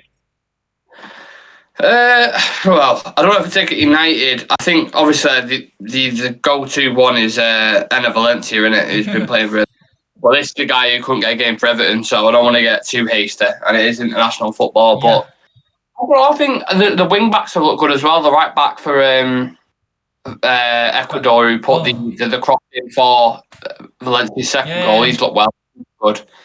And the left back's a good one as well. Who played for Brighton, good players. I think they're all right. I don't think they'll go Yeah. very far, but we've got the odd player who can make a bit of a difference, especially in these. I think Ecuador versus Senegal will be a good game. Yeah, very physical. Yeah, I'm excited to watch how Netherlands set up as well with Louis van Gaal, how he sets them all up, and what players play in certain positions. You got Gakpo in there, you got De Jong, who I really want to watch. That's why I'm curious to know. I know what I'm gonna search what the fixtures that are coming up. Yeah. We'll go through them and we'll think. So World Cup fixtures. Let's have a look. So obviously England and Iran. Oh, Yeah. I need to charge my headphone apparently. England and Iran are at 1 o'clock, and then you've got USA. Then you got Senegal and Netherlands at 4 o'clock. So I might do a watch because I'll be back from work then. Then we've got USA and Wales at 7 o'clock. So 3 games tomorrow. Yeah. Argentina are at 10 in the morning, is that? Yeah, 10 in the morning on Tuesday. Oh my God. Against Saudi Arabia. The timing is good, but I have college.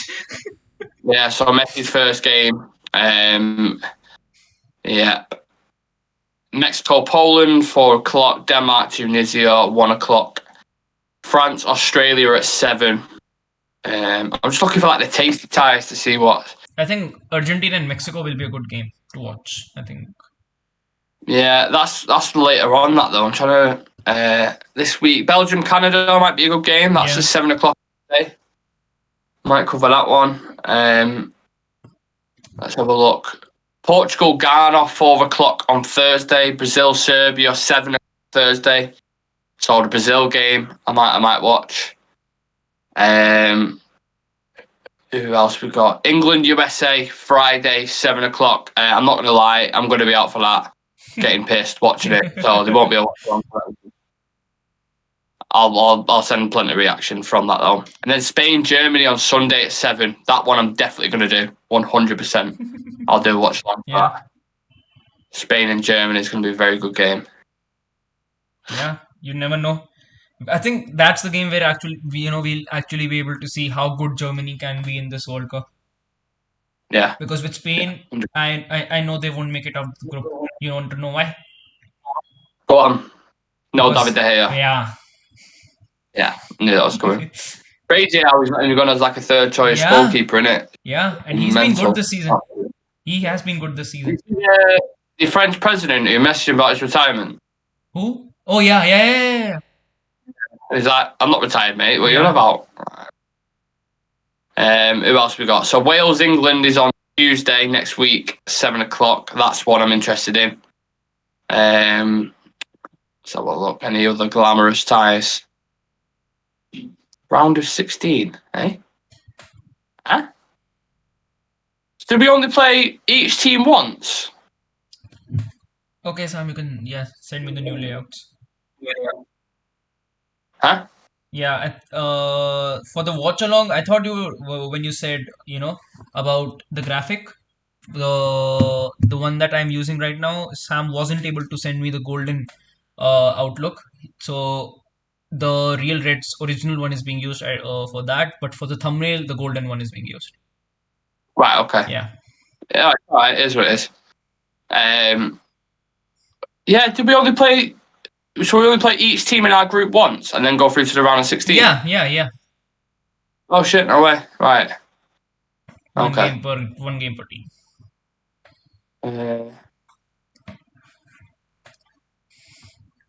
And then the 2nd of December is the last game, Cameroon versus Brazil. Then the round of 16 starts. Quarterfinals 9th of December. Semi-finals 14th of December. And then the final is the 18th of December at 3 o'clock. Ooh. What date's the 18th of December? Checking it right now. Have a look.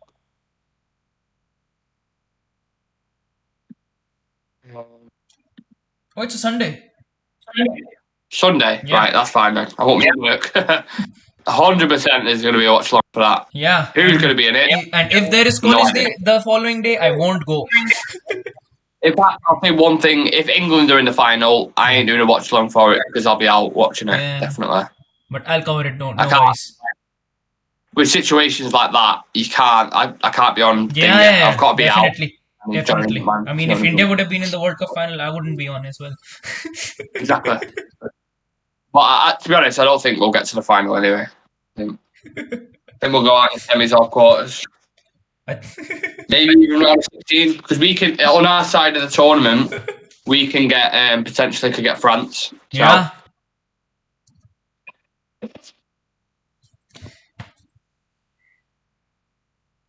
I think if we bump into France along the way, Vincent asking whether it's a UK or Indian Sunday. Actually, there's just a 5.5 hour gap, so either ways, it will be a same day in both England as well as India. yeah.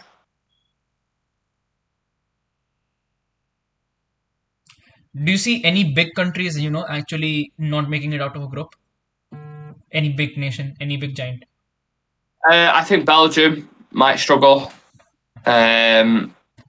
Lukaku's out for the first couple of games. De Bruyne is obviously next level, but apart from that, I think they're a very overhyped nation. I think they've got obviously good players, but the likes of someone like Hazard now, way past it, had far too many injuries. Not the same player. They've got Lukaku, Mertens, but defensively they've not got quite an aged team. I think Belgium. So you've got, I think, Castagno, Vertonghen, Alderweireld maybe, who still plays there. I think Belgium will struggle. I think Spain might struggle just simply because of the attacking element. I don't think they've got that line up top. They haven't got like a David Villa or Fernando Torres. They've got Alvaro Morata. I don't. Remember when we went with him in the summer as well? And I said no. Morata. He's like... time straight as ever gave a one-word answer. I was only got asked about Morata as a striker now. So it tells you everything you need to know there, basically. And then even the wingers, like, I know they've got Anton, and Ansu Fati and guys like this, but their midfield. They've got, I mean, when it comes to Spain, they've got a good defense. They don't have a good keeper. They've got a good midfield. And they've got good wingers. I think they've got Oyarzabal, they've got Sarabia, they've got, like you mentioned, Ansu Fati there as well. I think. Sarabia. Yeah, Sarabia's all right. Not bad. But again, like Spain, I always associate they don't have Torres in there as well. Something. Yeah. They seem like a very slow-paced team, Spain. Yeah. They don't very possession-based, very slow. Spain could struggle. Trying to think anyone else. Croatia? I think Croatia will make it out of the group easily. Croatia always do really well. Like Wales before, Croatia always have good runs in tournaments, and they've got really I think they learned a lot from how they actually performed in the Euros. Like, if you actually see their lineup now, you can see a good blend between, the youth as well as the experience. They've dropped the players who used to actually, be picked tournament after tournament, and they've could make actually, some good changes. They've got players like Guardiola, they got Kovacic, and once again Kovacic and Rakitic and Modric as the three midfielders. So I think they've got a decent squad. Probably, I think they won't make it out of the group. How far they might be able to progress is, something that is going to be up for question again, because last time they pretty much made it, they just fell a bit short. So you never know with Croatia as well. They got Luka Modric, you know what I mean? Like, that guy is running. He doesn't look like he's 36 or 37 at all. Like, he completely dictates and runs the pitch. Completely dictates and runs on the pitch. Like, when he's playing, right now he's as good as Valverde has been, no doubt about it. I think Fede Valverde has been a complete revelation for them. Yeah, I think if I could, I would take him at United, but Modric definitely is the person who is actually unlocking Valverde. He's unlocking players like Tchouaméni, Camavinga, and even Toni Kroos. Yeah. Yes. Got yourself a plug. It's a charge roll. Sam in the chat saying Nick going for the vintage football hooligan look today. I don't think I look like a hooligan. My jacket might. Whatever your heart desires, that's what I'm going for. Got the extension lead. Done. The second half is going to kick in soon now. There we go. Oh, this is not good. Why is that? Qatar have actually switched formation to a 4-1-3-2. Give me a second. Yeah. Because me, oh, there.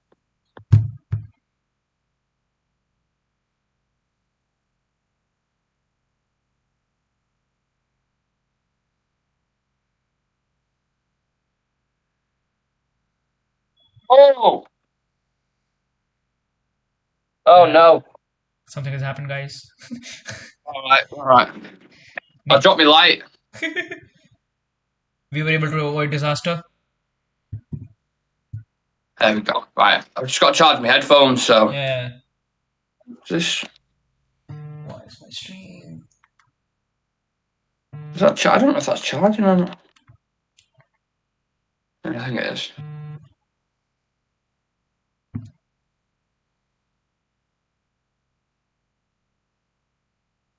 Gonna put my feet up now. Next time I might put my feet up during a watch along.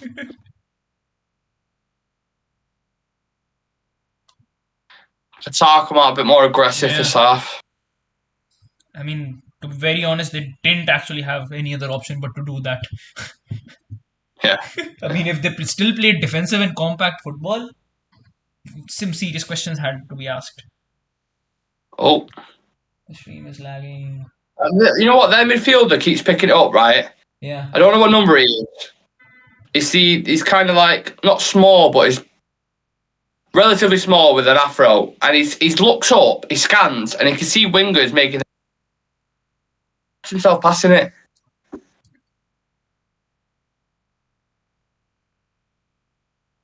Oh.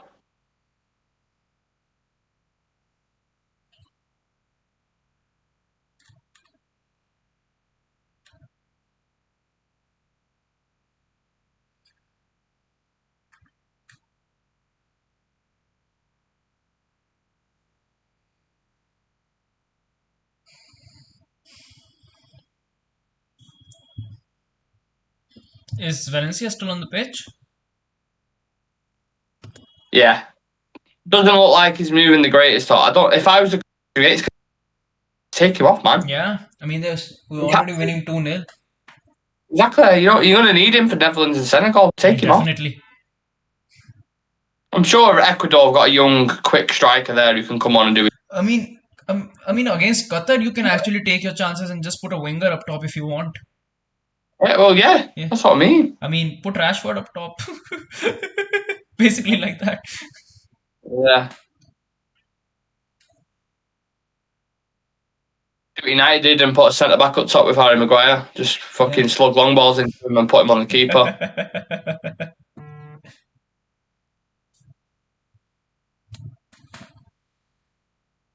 Yeah, tempo was really slowed down in this now.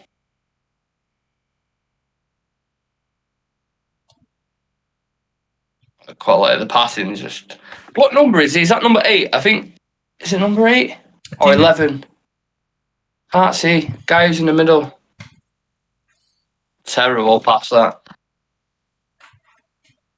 I'm looking at some of the passes they're making at a minute. I think I could make them. Yeah. 100%. Yeah. Their coach looks like a Ten Hag who's got diabetes. It's like a chubby Ten Hag.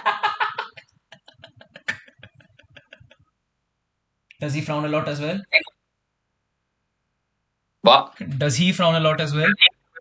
Well, he's got extra skin because it's like, you know what I mean? Because he's quite chubby and fat. Extra, like 6 lines, 7 lines. basically speed bumps on his head at this point.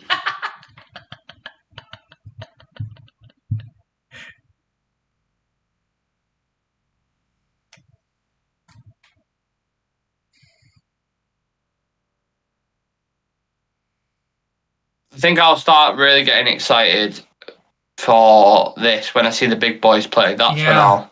Yeah. You see the big clashes. Do you remember Portugal and Spain when Ronaldo scored a hat trick? Definitely. Them kind of games. That's what I'm seeing. Absolutely. That was like a derby as well in terms of countries because they're both right next to each other. That was one of the most iconic games. Yeah, really good that Ronaldo. Yeah. Don't think he'll be doing that this tournament now, if I'm honest. You know what I should have done? I should, for these t-shirts that are behind me on the wall, kits, and just bang them on there. But all the retro ones I've got are like Real Madrid and fucking Valencia and shit like that. So Sam is in the chat and saying, "Wow, Nick's cancelled." I'm cancelled. What for? What I said?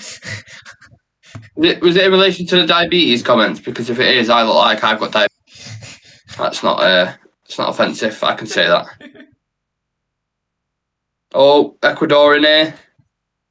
No, they're not. Qatar defensively sound. If only he was like that in the first half. They might have invested a lot of money in this half.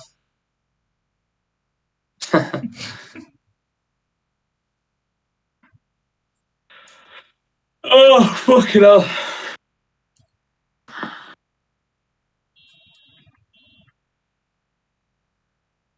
Mad. It feels weird seeing teams still play like a. Yeah. Such like an old school formation. I remember Leicester winning the league when they did it. They had Kante, Danny Drinkwater in midfield. Yeah. And Albrighton on the wings. I think the funniest story about all of them has to be of Danny Drinkwater. He went to Chelsea and never was able to do anything after it. Yeah. I think he turned, after he went from Leicester, he probably turned into Danny Drinkwater. Where it all went down for him. What in the world was that? That was supposed to be a cross. I was just bigging him up as well, that right Presido. And he puts a fucking cross in like that. Oh.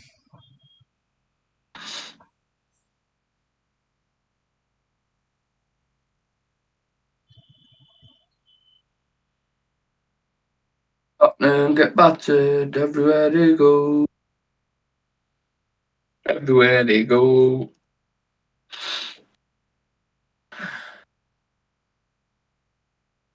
Apparently, so is there something up with my mic, Shreyas? Yeah, no. The mic is good. Don't know. Sam mentioned something about it's cutting out or something. I think it's all right. I can plug the mic in just in case. I'll plug the mic in. Sam is saying for the diabetic Pep comment. Oh yeah. But that's all right because I'm technically one of them. I'm not diabetic.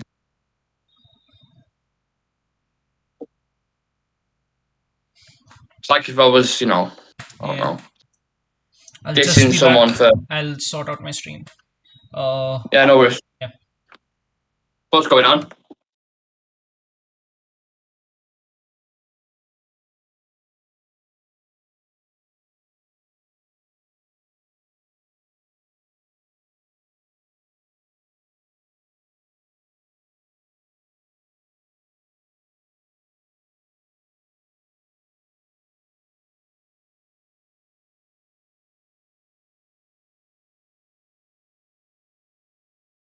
There we go. How's the audio issues now? Are they sorted? Are we good? Let me know in the chat if you can. If my audio levels are cool. If not, I'll have a look at it and change it. But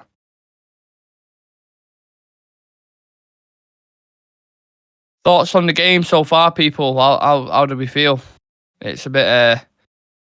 Obviously, Qatar versus Ecuador was always going to be a game where it's not like tantalising. It's not going to get you off your feet. But at least we've seen goals. You know what I mean? Could have very easily been a 0-0 fucking possession fest, just snoozing. Sounds better now. Right, cool. As long as my audio sounds good and you lot don't have to listen to some staggered fucking audio, then we're all right. Honestly, I think this keeper for Qatar should probably get sacked after this. He's so bad. He's so bad. Well, not sacked because that's quite harsh, but he should be, not called up to his national team. Saying that, who else would they fucking go for? Like, who you go get? Like, I don't know, Hassim from the park. Like, how the fuck? I find it crazy, right? I know they're the home team, they're the home nation, and the blah blah blah, so they have to be in the tournament. But you think that some of the players that aren't at the World Cup this year? Oh, Ecuador in! Oh, he's actually made a save, the Qatar keeper. Madness. Good save that. But you think about the players that aren't in the tournament, the likes of Erling Haaland, and the likes of, who else did I mention before?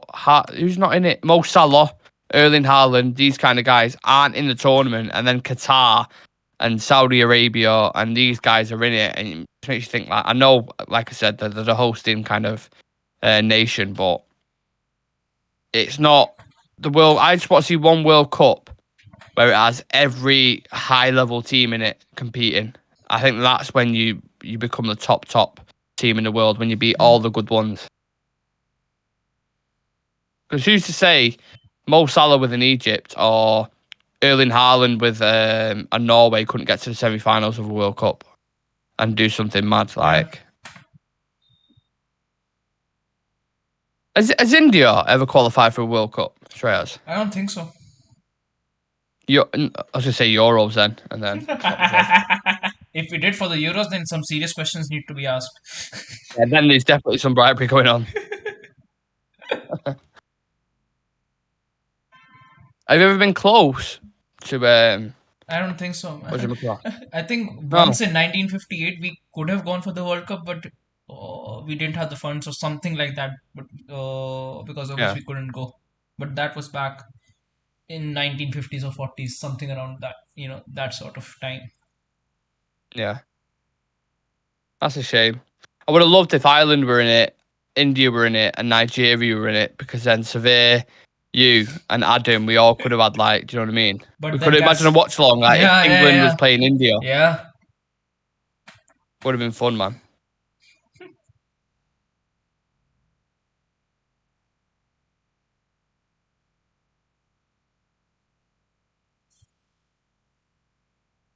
Tottenham get battered everywhere they go. I don't know why I've got that song in my head. Everywhere they go.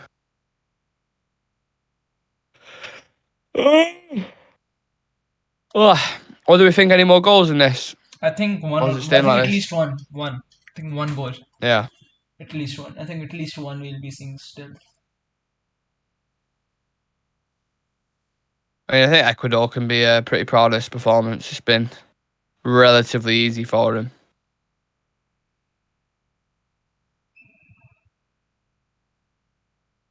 Just using the qualities now. Just using the right time to go forward. Going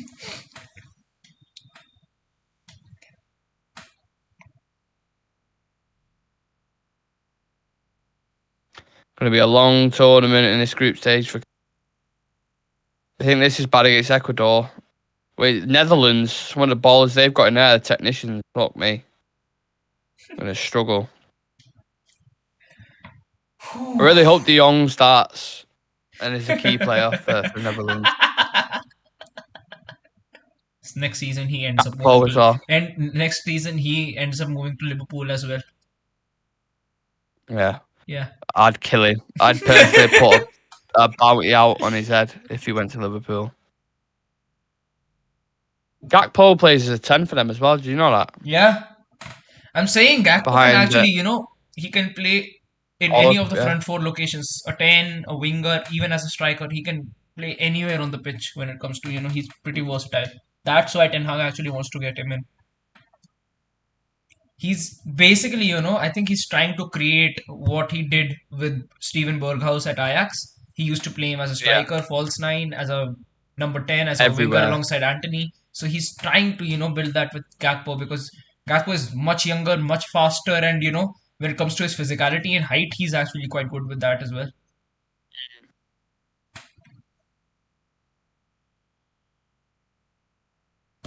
Oh, it's been so awful. If you used to make a highlight out of this bad passes it's been on Yeah. it, it's been so many. Long range passing is really not either of this team's forte. Mm.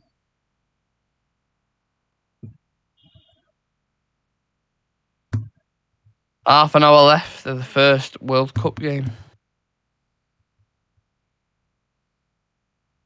Nice, that was nice from Qatar, that, to be fair. And then the lack of quality again, just lets them down. Work it well to get in an Yeah. area and then it just breaks down because of a lack of technicians. Yeah. It's like seeing McFred play.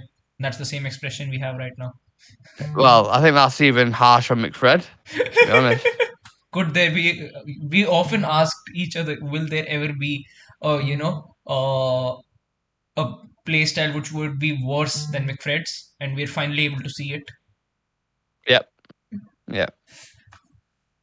Never thought I would, Yeah, but yeah. it has happened finally. Oh, I need to double check something. Has Scotland ever been in a World Cup? Has Scotland ever been in the World Cup? I think so, yeah. I'm guessing so.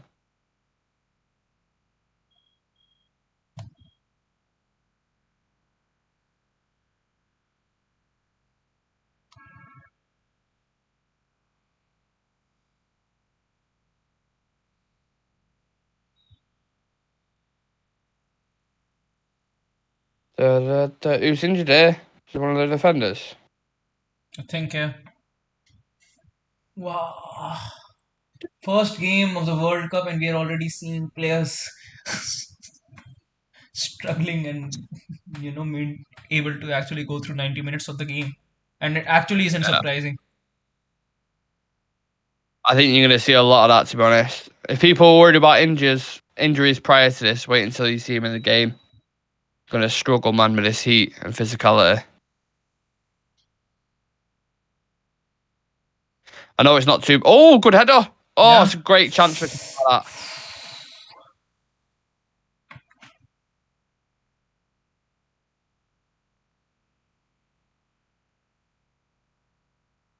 That's what you want to do. Get balls into the box, wins it. And you just need a little tap on that.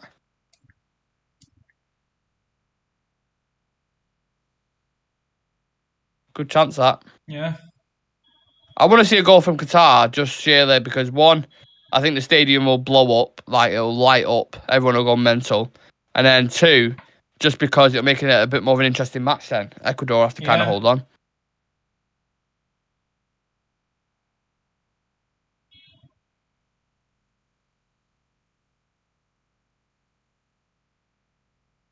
Oh. I wonder if they don't score in this game, I wonder if they'll score a goal at all in this Qatar. That'd be sad, wouldn't it? The hosting nation, Yeah. they don't score one goal. I wonder if that's ever happened. I think they'll be able to score one at least. I think a penalty or something in some way or some other way they'll be able to get one penalty. They have to spend 20 million just to let a team I score one mean, goal. after spending 220 billion on just hosting the World Cup, minting off Yeah. just 1 million doesn't really sound that bad for a penalty. Oh. I think Ecuador took the foot off the gas slightly, though. I think Qatar's starting to come into it a little bit more now. Yeah. They look at least, a little bit more threatening.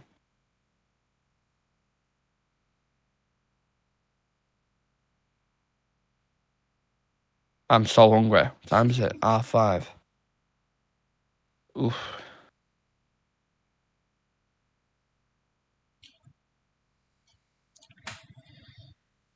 Aaron's in the chat,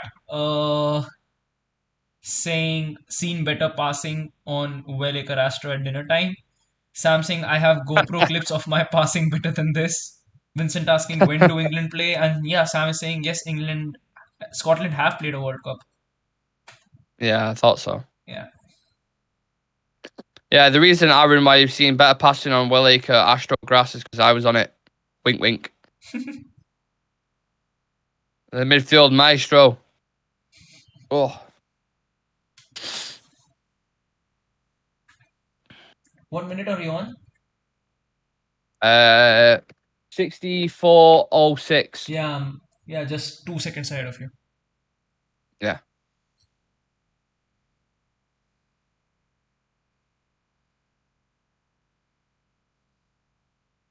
Oh. I don't know what food. Oh, I can't speak. I don't know what food I want. Don't fancy.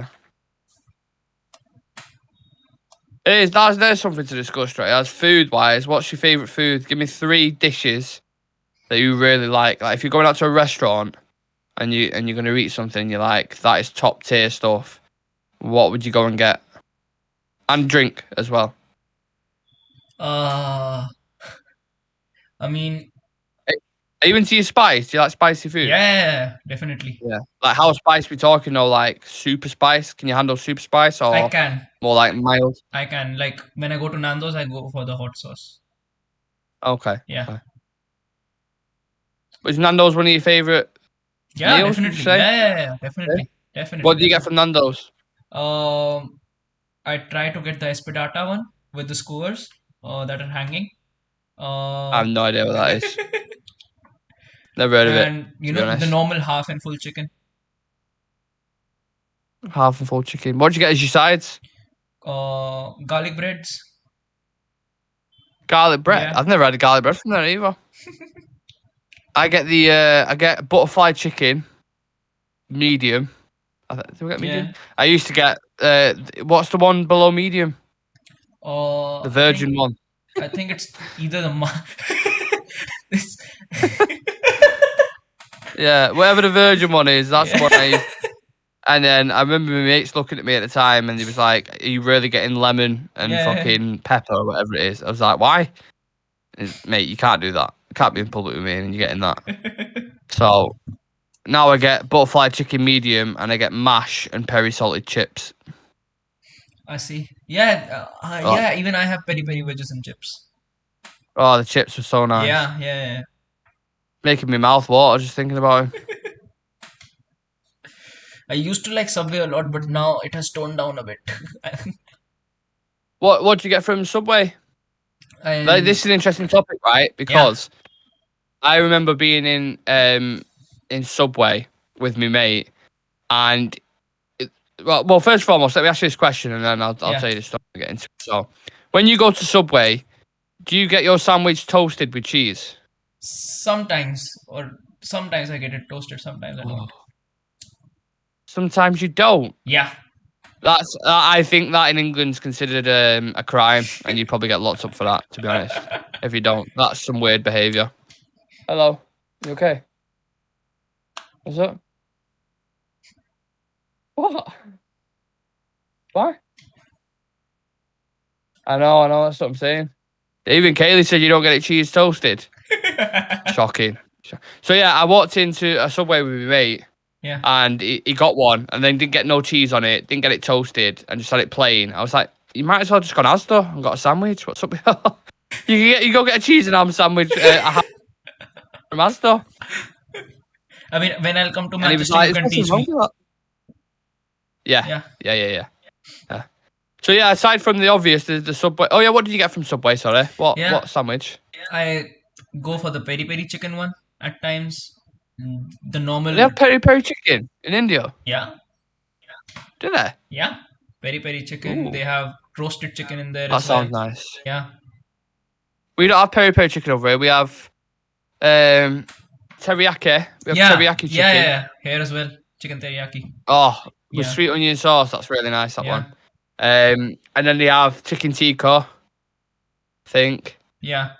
But I don't have no peri peri chicken. Yeah. I don't mind a bit of peri peri chicken. Yeah. I used to get the BMT though. Have you ever had a BMT? I haven't. No. No. Again, disappointed in you, Shreyas. BMT is a god. BMT, Southwest sauce, if you know, you know. The real OGs will know that. Put in the chat now. Whoever's in the chat, please put in your favourite Subway. What Subway sandwich you would go for, and what complimentary drink you would have with. Also, you know what? Fuck it. Throw what cookie you'd have in there as well. I'm interested to know. I'll see. Oh, Ecuadorian. BMT. White chocolate cookie with a Pepsi Max cherry. I think I usually get. If I'm feeling like funky, I'll get a meatball marinara. Yeah.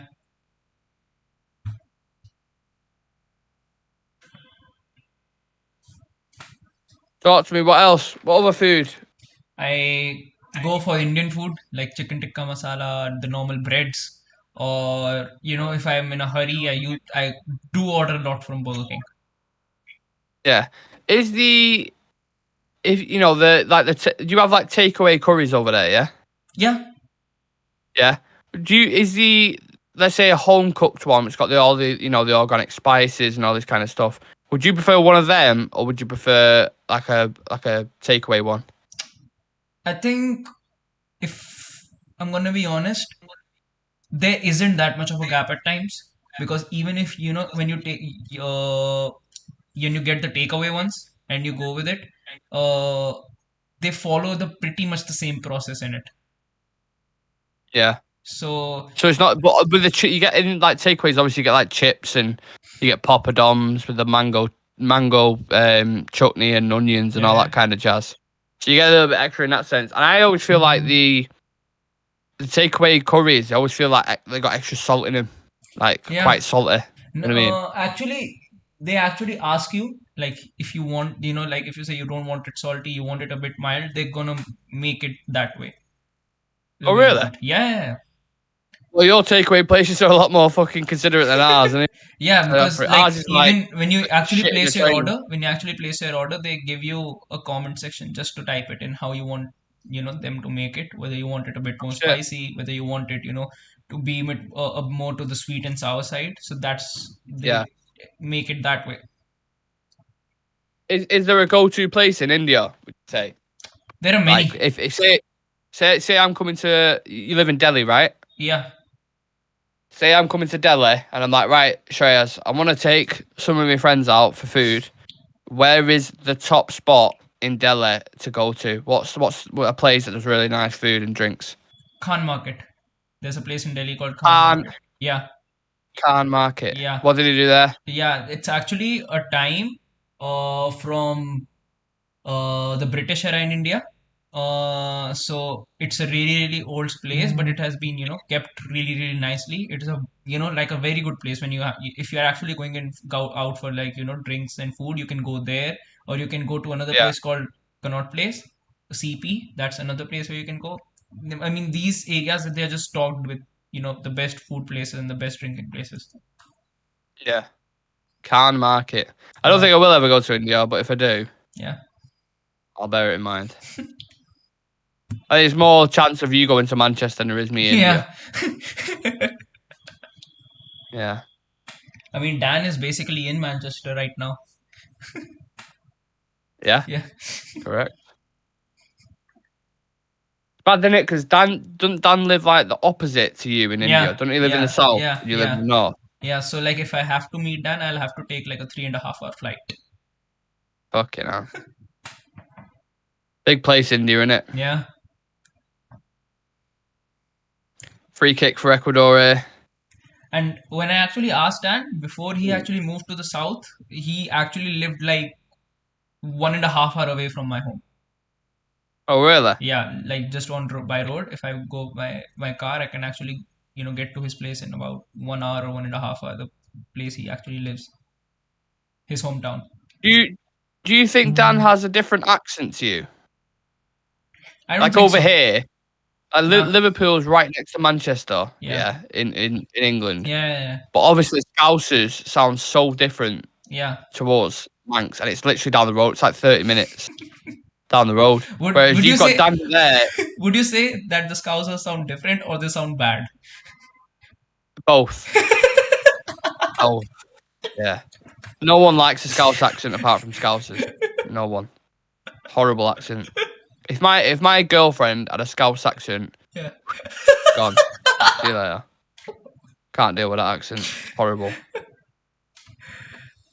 But then you've got someone, like yourself who lives in the north Yeah. and Dan lives in the south. And Okay. you just don't sound different whatsoever. You know what I mean? Yeah. Aaron in the chat saying never been Subway without cheese and toasted. Vincent Bullock in the chat saying I'll tell you what's nice toasted sandwiches with chicken soup or noodles on. Sam saying he doesn't like Subway at all. Vincent Bullock Oh, of saying course he doesn't. He's bougie as fuck, Sam, when it comes to food, honestly. Honestly. If it's not fucking steak cooked by Gordon Ramsay, he won't fucking eat it. He's been spoilt with food in Manchester, that's what it is. Him and his girlfriend go to like the best places in Manchester for food. So if they taste anything now that's like regular, like a Mackey's or a Subway, it's all like dirt and filth to them, you know what I mean? Ooh, Qatar with a long range shot going over the bar. A thief, that's his name. That's what he is. He is a thief because he's stealing all these people's money that are in the crowd. Vincent Bullock in the chat saying Italian herb bread meatballs with tomatoes, lettuce, onions, mayonnaise, bottle of Pepsi, crisps would be salt and vinegar, and cookie would be double chocolate chip. Okay, there's a couple issues with that. Yeah. The lettuce. Yeah. I don't like lettuce. Not a fan of the taste personally. Tomatoes. The meatballs are already kind of cooked in like a tomato sauce anyway, so I need extra tomatoes. The meatball I'm happy with. The bread, the Italian herb and cheese, I always get that, so that's tick there. Yeah. The cookie, what was the cookie? Double choc. Yeah. Double chocolate chip. Not bad. Prefer the white choc, but that's not a bad option. And then a Pepsi. So yeah, you're on good territory there, Vincent. 7 out of 10 from me. I'd give that, I reckon. And yeah, Valencia's coming off the pitch now. Yeah, they should have took him off at half time, really. In hindsight now, because they'll look at this and they'll be like, what was the point for keeping him on for an extra 25 minutes? Makes no fucking sense whatsoever. But yeah, hopefully it's nothing too serious. Aaron in the chat saying... it doesn't look... Aaron in the chat saying Brummie accent is the worst. And Vincent Bullock saying I am from Birmingham. And Aaron replying to him saying your accent is horrible. Sam is saying I'm not bougie, I just have good taste. Yeah, that's what a bougie person would say, literally. Oh my god. Aaron asking I'm not bougie, I just have a good taste. Aaron asking me, I told him that I was coming to Manchester. When is that happening? Really soon. We'll see. We'll see. Yeah. To be fair, me and Adam, when he came over to Manchester, yeah, we're supposed to film some content and stuff, but we just decided to get drunk instead. But yeah, when I do come to Manchester, I'll take at least, the first day I'll just be standing outside of Old Trafford. And I think you'd have about 20 jumpers on if you come to Manchester, because it's just pissing it down all the time. Definitely. Yeah, definitely. 25. Tell you what, right? In general, around like the world and stuff, gas prices, going skyrocketing. If you had a house in Manchester, your fucking gas bill would be astronomical, mate, because you're not used to the climate over here. If you moved over here into a house, that first year, your gas bill would be ridiculous.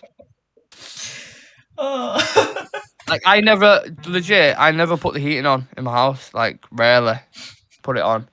Because I'm just naturally kind of like warm anyway. Do you know what I mean? Like, I struggle in the sun. Really struggle in the sun. Yeah, I think during winters I'll be, like completely comfortable in England. Definitely completely comfortable. You think you'd be comfortable? What, in the winter? During the summers. Oh, summer. Yeah. Like when the heat wave came in England this time around, when the temperature shot up to like 30, 35, like that's when I'll be, completely good. Yeah, but January over here is horrible.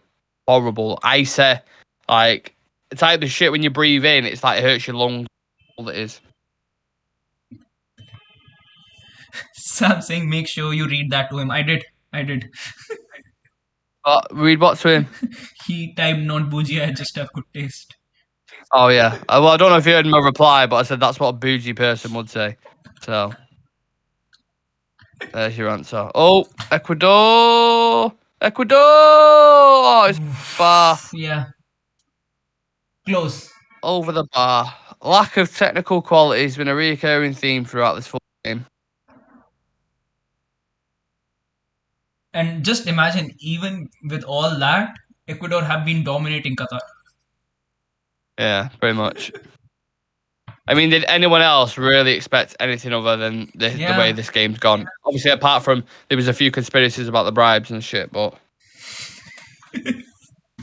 especially after that fucking VAR decision, anyway. Sam is saying Nick is a peasant. I meant. Yeah, but there's my point proven. I'm just easy to please when it comes to food. I don't mind as long as it's like, you know, half decent. Yeah. My girlfriend thinks I'm picky when it comes to food. I'm not. I definitely am picky when it comes to food. Yeah. Well, like super picky, like OCD picky. Yeah, definitely. Like I don't eat onions. I don't eat a lot of veggies. I don't eat capsicum or stuff like that. Oh, Yeah. you don't like vegetables? Yeah. Holy shit. What Yeah. about fruit? Fruits, yeah, like bananas, mangoes, oranges. Yeah. Oranges sometimes, mostly just mangoes and bananas. I don't. Excuse the pun, but what's the beef with veg? I mean, with veg, I do eat vegetarian food, but I don't eat a lot of vegetables. What's your favorite veg then? If you was to sit down and eat one, Like what's your go-to veg? potatoes, soya bean. But I like potatoes are like chips though, aren't they? Yeah. Can you I'm talking, I don't know, cucumber, tomato, anything like that. No, Nah. no. Tomato God ketchup damn. for sure, but not tomato. Oh, fuck it, yeah, of course. Everyone says that, tomato ketchup. Do you know what's weird? Yeah. I don't like actual tomatoes, right? So if you just give me a tomato on its own, I can't eat it because I don't like it. But I don't know, have you ever tried plum tomatoes I have. in a tin? Yeah. Small, yeah. I like them, and I like tomato sauce. I like everything that's tomato, apart from actual tomatoes. It's weird as fuck. I don't know what it is. Just not a fan at all. Yeah. Vincent Bullock in the chat saying the good thing about in India, you can go to the shops in haggling price over here. Have you tried to here they give you dirty looks? Haggling what? You can haggle in shops in India? Haggling in price. Oh. What, is he on about you can do that in England, or you can do... Yeah, he's saying in India you can do it. In England they will give you dirty looks. Can you do that in India? In open markets, yes, but you know, like when you go to malls, You can't just walk into like an Asda in India and be like, can I have that for like £2? No, you will get dirty looks over here as well then. Yeah. Probably a slap in the face with a fish. Yeah. 8 minutes left of this thrilling, exciting just saying a slap to the game. face, and that player from Ecuador actually got slapped in the face by the Qatar player. Oh yeah, he did, didn't he?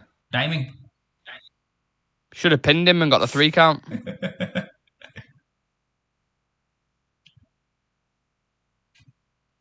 Yeah, Ecuador cruising to victory. Just less than 8 minutes now, so don't see the scoreline actually changing much. Nah, I'm still annoyed with myself. I didn't put that bet on, man. So fucking annoyed. Oh my god, that set piece was horrible. That's a very good... Oh no, it's not. Almost eating me words there. Oh. Yeah, he's got a lot of ice on him now. And Valencia. Yeah, that's what I'm saying. Yeah. Got half a fucking freezer on there. Yeah. He should have been taken off at halftime, I think. Exactly, that's such a stupid decision. Yeah. I mean... How could the manager not see that? Yeah. Like, Qatar have hardly looked like a threat whatsoever. Like, so why would you like... They've not even made it near to the box except for that one cross in the first half. They've had like 2 opportunities at the most. Yeah, where I've been like, well, like they could have got something there, but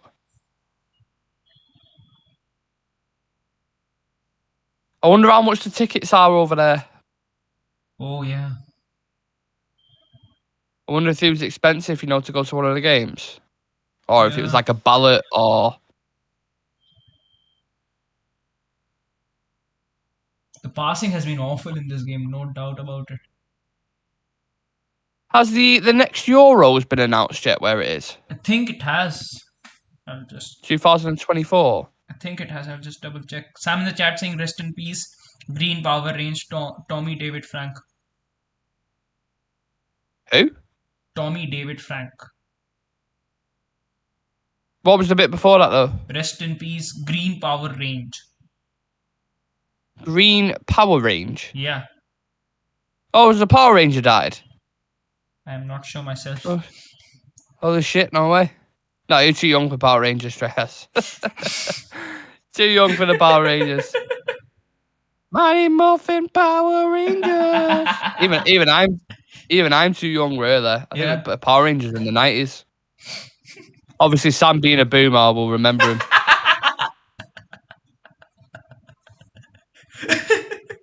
Can we have clarity, please, Sam, that the Green Power Ranger has died? Can you confirm if that was what you meant? Yeah. Or has... 4 versus 3. Ecuador. Oh, it's a bad pass, that. Oh, no. Oh. Germany are the hosts. Well, wait. What? For the Euros 2024, Germany are the host. Yeah. Germany. Yeah. Okay, that's interesting because I could get a flight out there for that. Very interesting.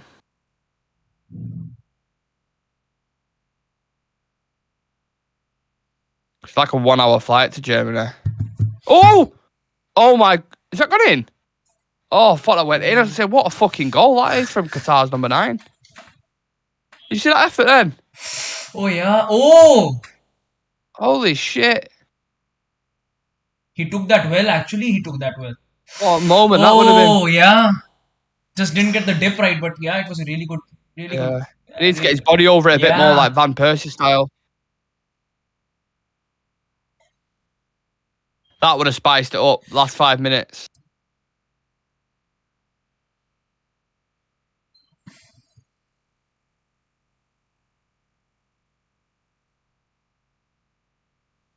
The Qatar is a gutted. The guy who played the Green Power Ranger has died. Sad news. Aaron asking, does Shreyas watch the games with Indian or English commentary? Been wondering all game. I actually prefer English commentary over Indian. Yeah. How come? I mean, the thing is, when it after watching Hindi commentary during cricket games, my expectations have gone down so low that I didn't want to, mess it up, especially when it came to the World Cup. So I just, went in with the English commentary. I'm really curious to know, like, if you think about all the iconic commentary things, so like Aguero, Solskjaer has won it, blah blah blah. How they would sound in Hindi. I feel like that'd be very interesting. Or just different languages in general. Yeah. Caraba Messi, Caraba Messi, Caraba Messi, Messi, goal, Atiola.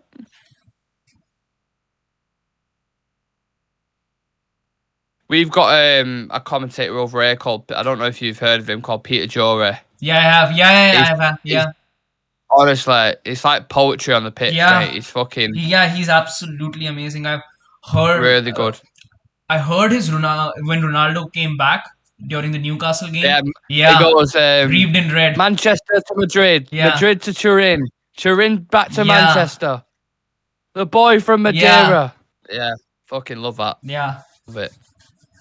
He's our best one. He's like a gem when it comes to commentary. I wish he worked for Sky Sports because he's fucking class. But I think he works for NBC in America or CBC, whatever it's called. The boy from Madeira. Yeah. Manchester to Madrid. Madrid to Turin. Turin back to Manchester. The boy wonder. Left as a boy, came back as a man. Back to the storied stage. And he's done it.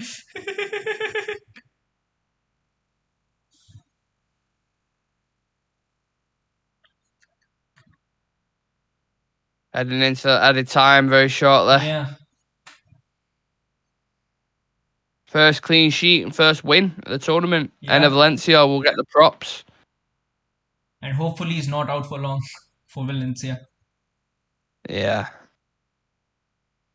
I don't know if they've got Senegal or Netherlands next, but regardless, they're going to need him up top. Yeah, definitely. Go on, have a run at him. Yeah, substitutions being made. Yeah. 2 substitutions being made by Ecuador. Must fill you with so much pride playing for your country at a World Cup, innit? Yeah.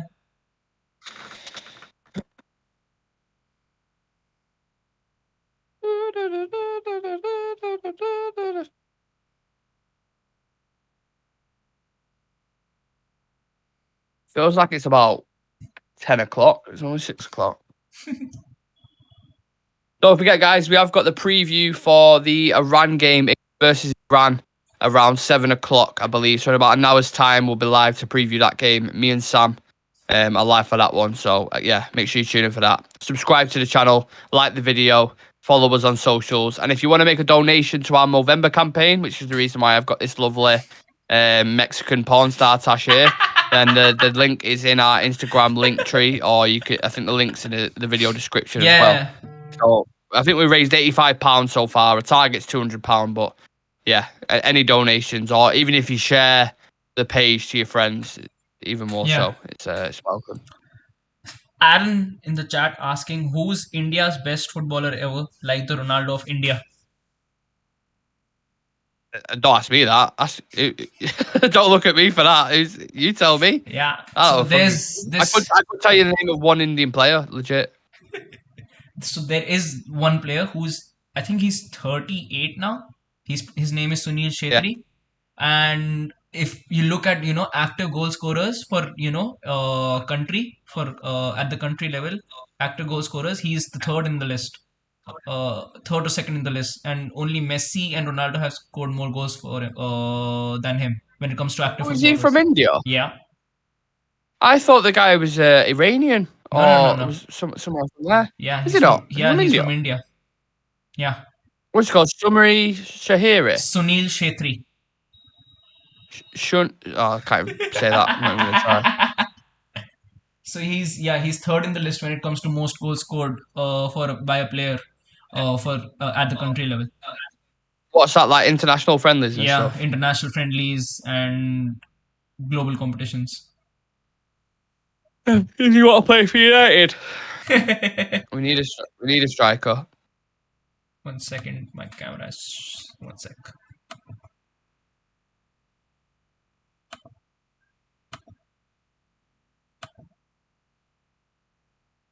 I'm all alone. There's no one here beside me. There's nobody here. Nobody here beside me. But you gotta have friends. Can't see how much any time's left. Yeah, that's good. 92nd minute, 20 seconds. A couple of minutes left. Any final thoughts on the World Cup in general, the game? Anything at all you wanna mention? I mean, I really don't know. Or do you want to leave us? In fact, do you want to leave us any thoughts with? Because me and Sam are going to do the England versus Iran game. Oh. Do you want to leave any thoughts with that? For the England versus Iran game. So scoreline, who you think will start? I think etc. Harry Maguire is going to start. I think Pickford is going to start. Back 5 or back 4? It would be like. It would be a back 4, but it would become a back 5, I think. 1 second, my camera has slowed down for some reason. 1 second. Yeah, it has.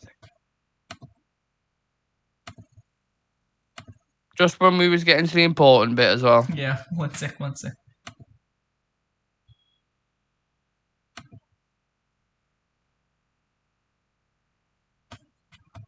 Excuse me.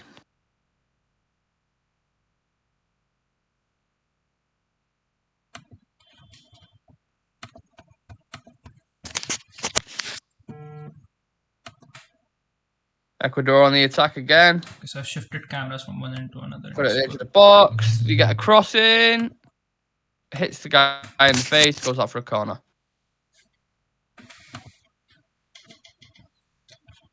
Not long left now. 1 minute to go, and the first official game of the World Cup will be over. Just another gazillion games to get through now, till the tournament finishes. But you gotta have friends. There's no one here out there. Do, do, do, do, do. No one to hear my prayer. Do, do, do, do, do, do, do, do, do, do, do. Give it to Eddie Cavani. Passing the ball and watch him score all the goals. I love that chant, you know. Yeah. That first year when he was here bagging goals. Oh, yeah. That performance in Southampton when he came on and scored 2 goals, just like, oh, that is an attacker. That's what we need. Yeah, the first player to break that curse as well with that number 7 shirt. Yeah. No one to hear my prayers. Duh, duh, buh, buh, duh, duh, duh, duh. Give it to Eddie Cavani. Pass him a ball. Watch him score all the goals.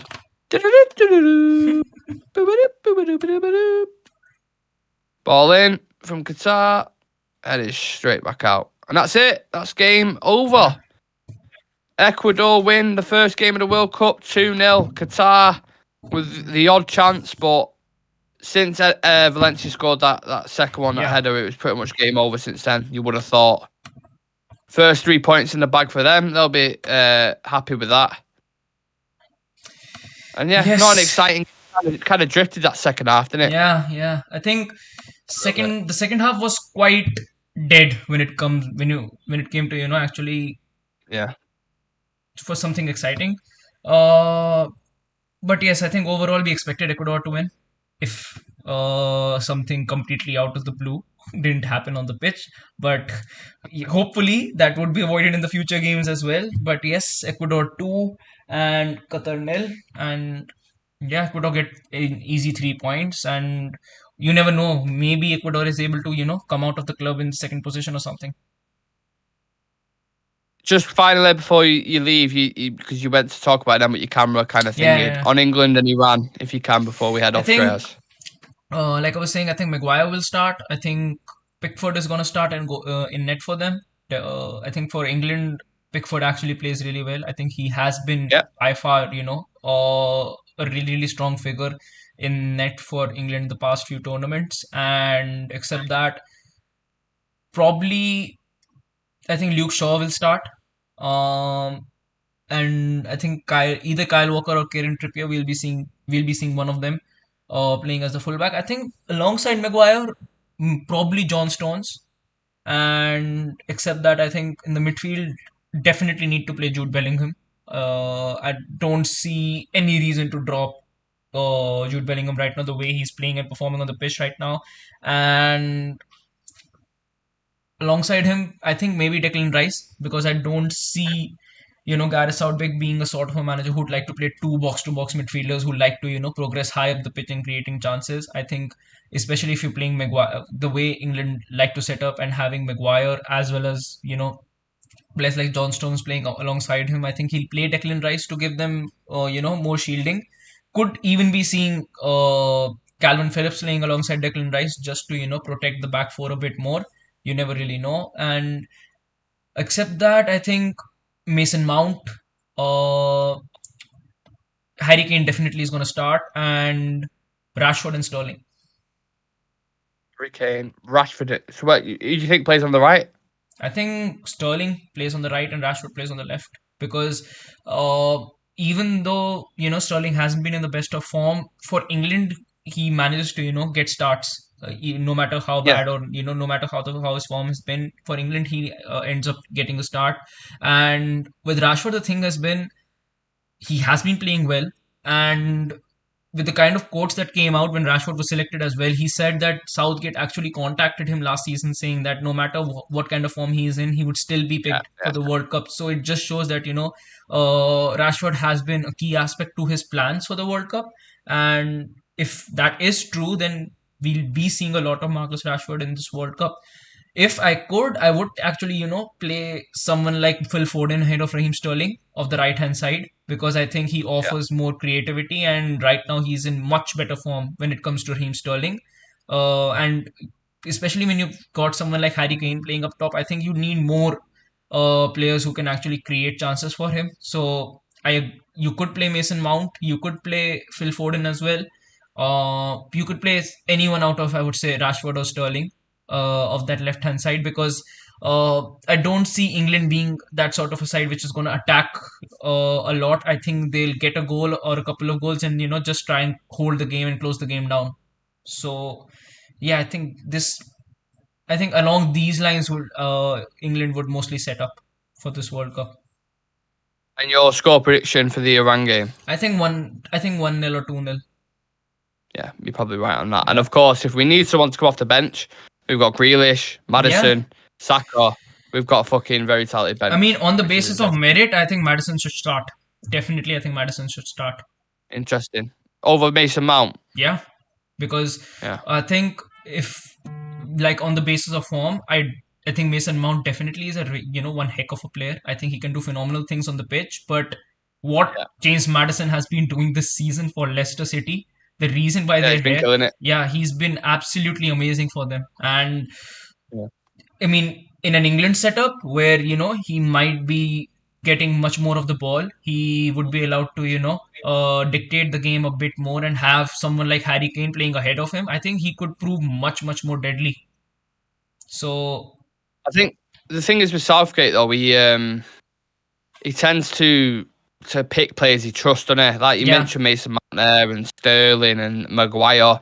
He always picks them regardless of form. For the thing is, I think he will start out with that base, but there's definitely room for the likes of players like Maddison and Grealish and Saka if they don't start to definitely push the way into it. So it's going to be interesting. But like I said, we'll be live for the preview in about an hour's time. Me and will be going through that game, dotting the I's and crossing the T's, and analysing it from an England fan perspective as well. So yeah, very interesting. Make sure you join us for that. Thank you for joining us. Watch along. And there'll be plenty of more during the World Cup. Like Real Reds are in tournament mode now. So yeah, we'll be covering a lot of stuff around the World Cup. Make sure you stick with us and subscribe to the channel. Take care, everyone. Bye-bye.